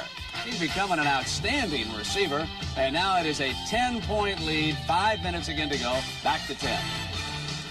They were working on Davis, Brent. Davis has had problems all year in man coverage. But you remember, Bill Parcells told us the first game of regular season that he felt, the second game of regular season, he felt that Odessa Turner was going to be an all-pro caliber receiver for him. Certainly it's coming true this season. He's having a great one. First down and 10, Dallas. They trail by 10. 4:48 remaining in the ball game. And Walsh is in trouble as nailed. The ball is still alive, I believe. There still hadn't been a whistle. Now they touch him. Well, the officials look confused. I think they were confused because they weren't sure if Walsh had started his throwing motion already, had the arm come forward. That's what they were confused about. It appeared that he had not gotten his arm going forward when the ball was popped out by Haley. They've got to be emphatic. They've got to either make a call or not make a call, or somebody's going to get hurt. You're exactly right, because everybody's running around thinking the ball's live. Half of them think it's live, and half of them think it was dead. There was no whistle that I could hear from up here until he was finally touched. The ruling on the field, that's a fumble. There was certainly confusion. Players were standing around. They didn't even go up to touch the recovery that Haley got. Or Haley made the hit, rather. Watch Walsh as Haley hits him. That's the key. He gets in a little trouble early because there's a nice pass rush by the 49ers. Now, the key is to watch, had his arm started forward. It had not. When Charles Haley stopped his arm as he tried to throw the ball forward, his arm stopped, and that's when the ball just kind of popped out of there. Watch, here's another angle. Let's see when Walsh's arm starts forward, if it ever starts forward. Haley comes in right there, and the ball springs out right there. Haley's shoulder drives up into Walsh's arm. He locked his shoulder. But I'll tell you what, from his wrist on up, maybe even from the elbow on up, is still going forward. But it's the so shoulder. What's the call? The shoulder's got to come forward on that. That's being explained right now to Jimmy Johnson. He's hot. Jimmy Johnson will never believe that one. Again, watch the shoulder. The shoulder's got to start up. The throwing motion has got to start down the field. See him cocking the ball, but it never really gets out because of Haley. Again, hitting that arm and just kind of bouncing it up. It's a close call, but it's one as an official you got to make down in the field. Certainly it's being reviewed. Cal Laporta's in there. See him with the glasses on taking a look at it. You know what, Dan? Everybody on that field, though, is taught, when in doubt, still go full speed. They should have gotten to the ball and touched him anyway. That's right. Until you hear the whistle blow, you go. 4 minutes, 37 seconds remain in the ball game, and Jimmy Johnson is really hot. His team has played well today. Well, in order for the replay officials to reverse it, it's got to be definitive. And it's tough to say that that's definitive, that it was indeed not going forward. So here we're going to take another look at it again. Watch to see if you can see Steve Walsh's shoulder and throwing motion start forward. Granted, he cocks the football right there, but Haley pops it out just as he's got it back and getting ready to come forward. And the ball is live. That's a fumble. Cal Lepore is the replay official. That Pierce Holt, number 78, who made the recovery. The play stands and the way it was ruled on the field is a fumble. You get the feeling that Ben Dreith almost feels like he's being challenged, and he doesn't like it. He's being challenged by that man, I'll tell you that. San Francisco still owns the fourth quarter this year. It's been their most prolific quarter, 10 points to nothing against Dallas here today. This is Rathwood.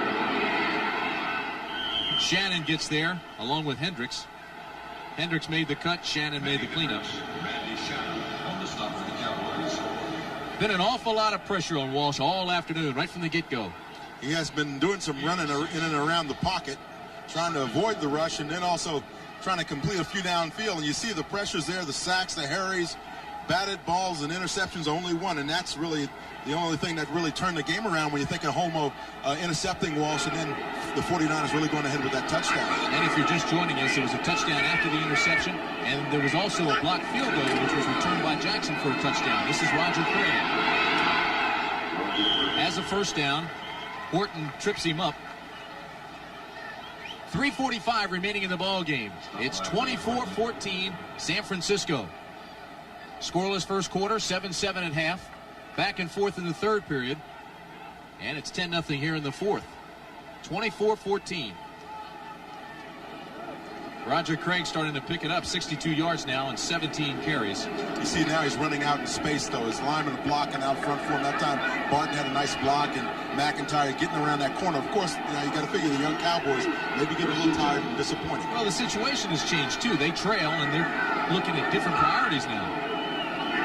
They spread things out. They have to stop the ball, get it back. Ball's loose. And San Francisco gets it back. Big Bubba Paris got after it. George Seifert doesn't look happy, does he? No, he doesn't, because I think he still wanted his team to play a little bit more effectively in the second half, but understanding the fact that the most important thing is to win the football game. Steve Young appears that he just didn't get that snap out. It was flicked out just as he was pulling his hands away. Appeared that he may have pulled out of there just a second too early on Jesse Sapolo. It'll be second down and call it 12.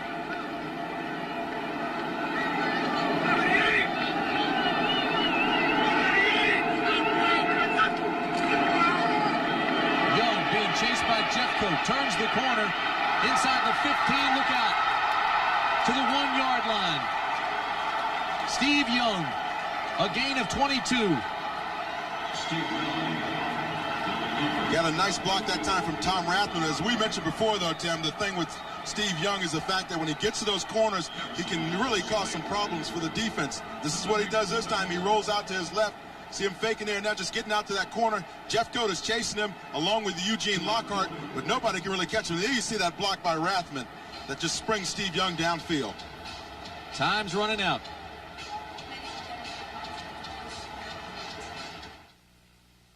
As Halloween approached, the Phantom of the Fridge struck again. My secretary Susie was waiting. Waiting. The Phantom stole the beer. Coors Light? Not now, thanks. I'm driving. Any clues? Aisle 4. A high-heeled shoe, a black cape, the Phantom? That's her! Enter the Coors Light $100,000 Phantom of the Fridge sweepstakes. Look for clues at this Halloween display and get your Coors Light before the Phantom does. There's a motor oil that talks about quality. Always has, always will. Well, Valvoline makes the highest quality motor oil recommended by any automobile manufacturer. Oh yeah, unlike the competition, Valvoline now has a $2 check that works just like cash when you buy 6 quarts or more of Valvoline or get an oil change using Valvoline. Look for your Valvoline check in magazines or your mailbox. People who know, use Valvoline. Which compact passenger van helps you stop best on the slippery curves you drive on? Chevy Astro or Ford Aerostar? Chevy's standard 4-wheel anti-lock brakes help you make controlled stops. Ford doesn't offer 4-wheel anti-lock brakes. And look what can happen if the front wheels skid during braking. So stop and think. Chevy Astro gives you the technology of 4-wheel anti-lock brakes. Nobody's winning like the heartbeat of America. Today's truck is Chevrolet. You want to know how come Steve Young was in trouble on the play? Watch here. Guy McIntyre is supposed to block down on Jim Jeffcoat. Now, Jeffcoat escapes him along with Eugene Lockhart, and they are chasing Steve Young on the play. Now, watch. Both of those guys get through. You see them trailing one another. Steve says, hey, I got to get out of town. Rathman there with a good block down on Tippins, and that just springs Steve Young. Young, 76 yards, 10 carries. He's the leading rusher in the game, averaging almost 8 yards per carry. Craig, touchdown left side, San Francisco.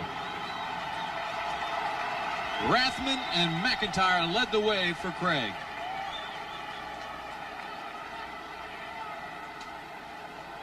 When you get down in the end zone and you get serious about wanting to get in there, you just run your fullback up in there on a little lead. Let Roger Craig follow him over there. Stutter step there. Good lead block by Guy McIntyre as well. And Roger Craig goes in standing up. That'll close the door and end any hope that Dallas may have had with under 2 minutes to play. Mike Kofor comes on.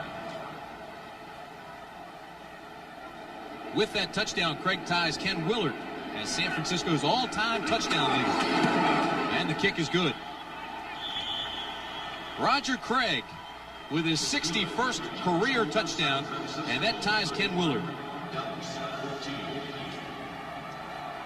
It's 31-14. Sir McKittrick there talking with Roger Craig saying, hey, you got a good block there by your fullback. You know, you're going to see Rathman coming here in motion, and you're also going to see McIntyre come out and just pop out and clean up that corner, and that's going to allow Roger Craig to kind of stroll in the end zone. You see Roger's going to be able to take his time here, pick his hole, block right there by McIntyre, and you see Roger Craig just kind of strolls on into the end zone. Looks good. Again, he gets style points as well. So the 49ers have done their thing this afternoon. Now they'll turn their attention tonight to see how the other San Francisco team does. Big Daddy and Mike Moore going game 2. That's tonight, World Series. Keep in mind, throughout the regular season, the A's had difficulty against right-handers. I think of Baltimore right away. They swept Oakland in June. Right-handers with different speeds, guys like Schmidt, Jay Tibbs, Batista. Well, you know, the interesting thing, though, for the Cowboys, now you look at the score, Tim, and it is 31-14, but you start thinking about really how the Cowboys played in this ball game. They are really kind of establishing themselves. They're coming a long way, and yet and still the scores in their games are very deceiving because late in the ball games they'll start getting blown out a little bit. But when you look at the third quarter, and you look at early in the fourth quarter, they're still in the ball game. This is Derek Shepard at the 5. Out to the 24-yard line. Comes out of his shoes there. Tackle was made by Wesley Walls.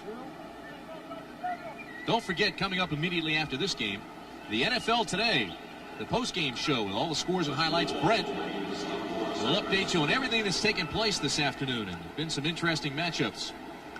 We'll find out how that Washington Giants game turned out. And everything else that's taken place around the league. Herschel Walker with a big day today for Minnesota. His first game there, well over 100 yards, career or season high for him. And that's the second week in a row that he's seen Green Bay. Last week he saw him with the Cowboys, and this week he sees him with the Vikings. Why it has so many yards. He had a good scouting report. First down for Walsh. Complete to Clack at the 33. Tackle made by Keena Turner. One of the things that Steve Walsh does very well, I think, for a young quarterback is a 2-minute drill. Again, it's another growth opportunity for him here in this situation, working against the world champions. That was the 4th catch of the afternoon for Clack. Second down, Walsh throws, incomplete, intended for Clack. Hey, what kind of White House would let an astrologist decide what day the president should have a news conference? The Reagan White House. Nancy Reagan says it's true. 60 Minutes tonight on CBS. Followed by Murder, She Wrote. And the CBS Sunday movie, The Big Easy, starring Dennis Quaid and Ellen Barkin. That's all tonight here on CBS. Well, Big Easy is a heck of a movie. It's, of course, about New Orleans. And Dennis Quaid does a great job in it. Just got some more numbers handed to us. Look at this. Herschel Walker, 18 rushes, 148 yards. That's a bunch. They called him Elliot Ness here in Dallas. He thought he was one of the untouchables. Incomplete. Everson Walls told us that the untouchables indeed left with Elliot Ness. That's right. He originally was telling folks he was one of the untouchables. It was intended for Kelvin Martin. Johnny Jackson was there to break it up. There he is. A lot of pressure on Jerry Jones trying to turn things around. He's very positive in what he believes, and he has his definite ideas how they're going to turn things around. They're doing it through draft picks, including this trade with Herschel. The basis for that were the draft picks involved, not so much the players that came over. I think he's probably took a look at the Rams trade and what they did with Eric Dickerson, and that's the way it makes sense if you're struggling to build yourself up as a club. Walsh, backside pressure from Haley, throws it complete to Darryl Johnston, and he has the Dallas first down. Approaching the 1-minute mark. Good look at Johnston, the rookie out of Syracuse, number 2 pick.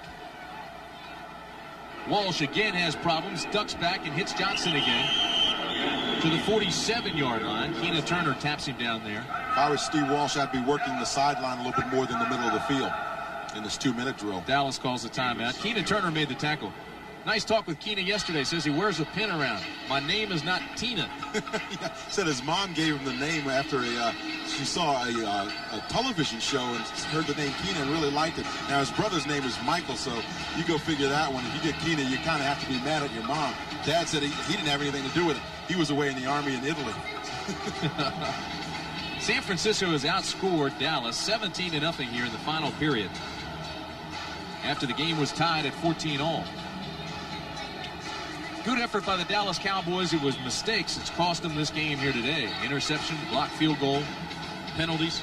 Well, the one thing you look for is in the Dallas scenario is you look to try to put a positive spin on what can be a very negative situation. But you look at how they stayed in the game. You're exactly right. They're in it tough to the end of the third quarter. You grow on those opportunities as a young club, and that's what Jimmy Johnson's going to go back and tell his guys on Monday. We came a long way against the world champions. Now let's go into the next logical step. Next week against Kansas City, we line it up, and maybe we're facing a team that's a little bit more the same caliber as we are. Saul Washington has closed the gap on the Giants once again.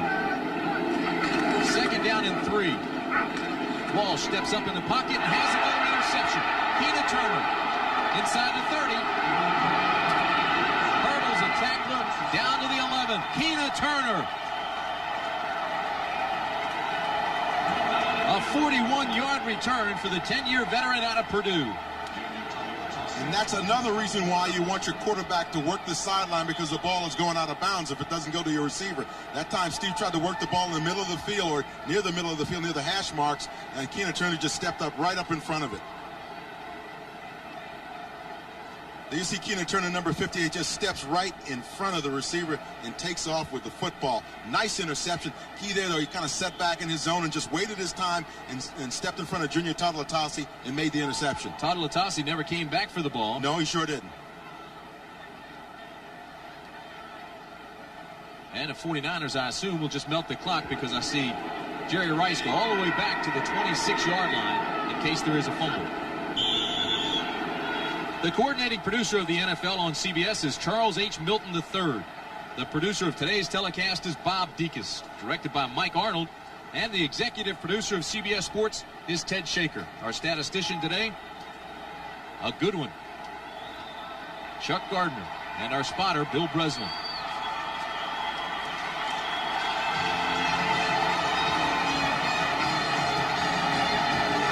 The expression on his face says it all. And now he comes back to offer congratulations to Matt Millen.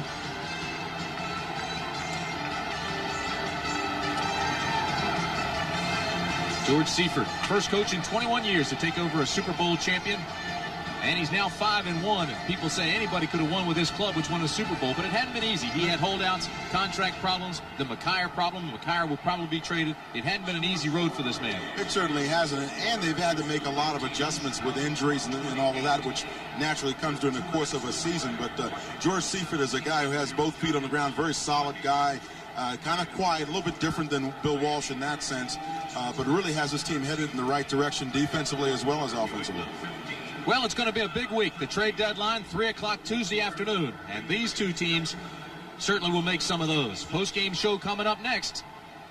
For Dan Jiggets, I'm Tim Brandt saying so long from Texas Stadium.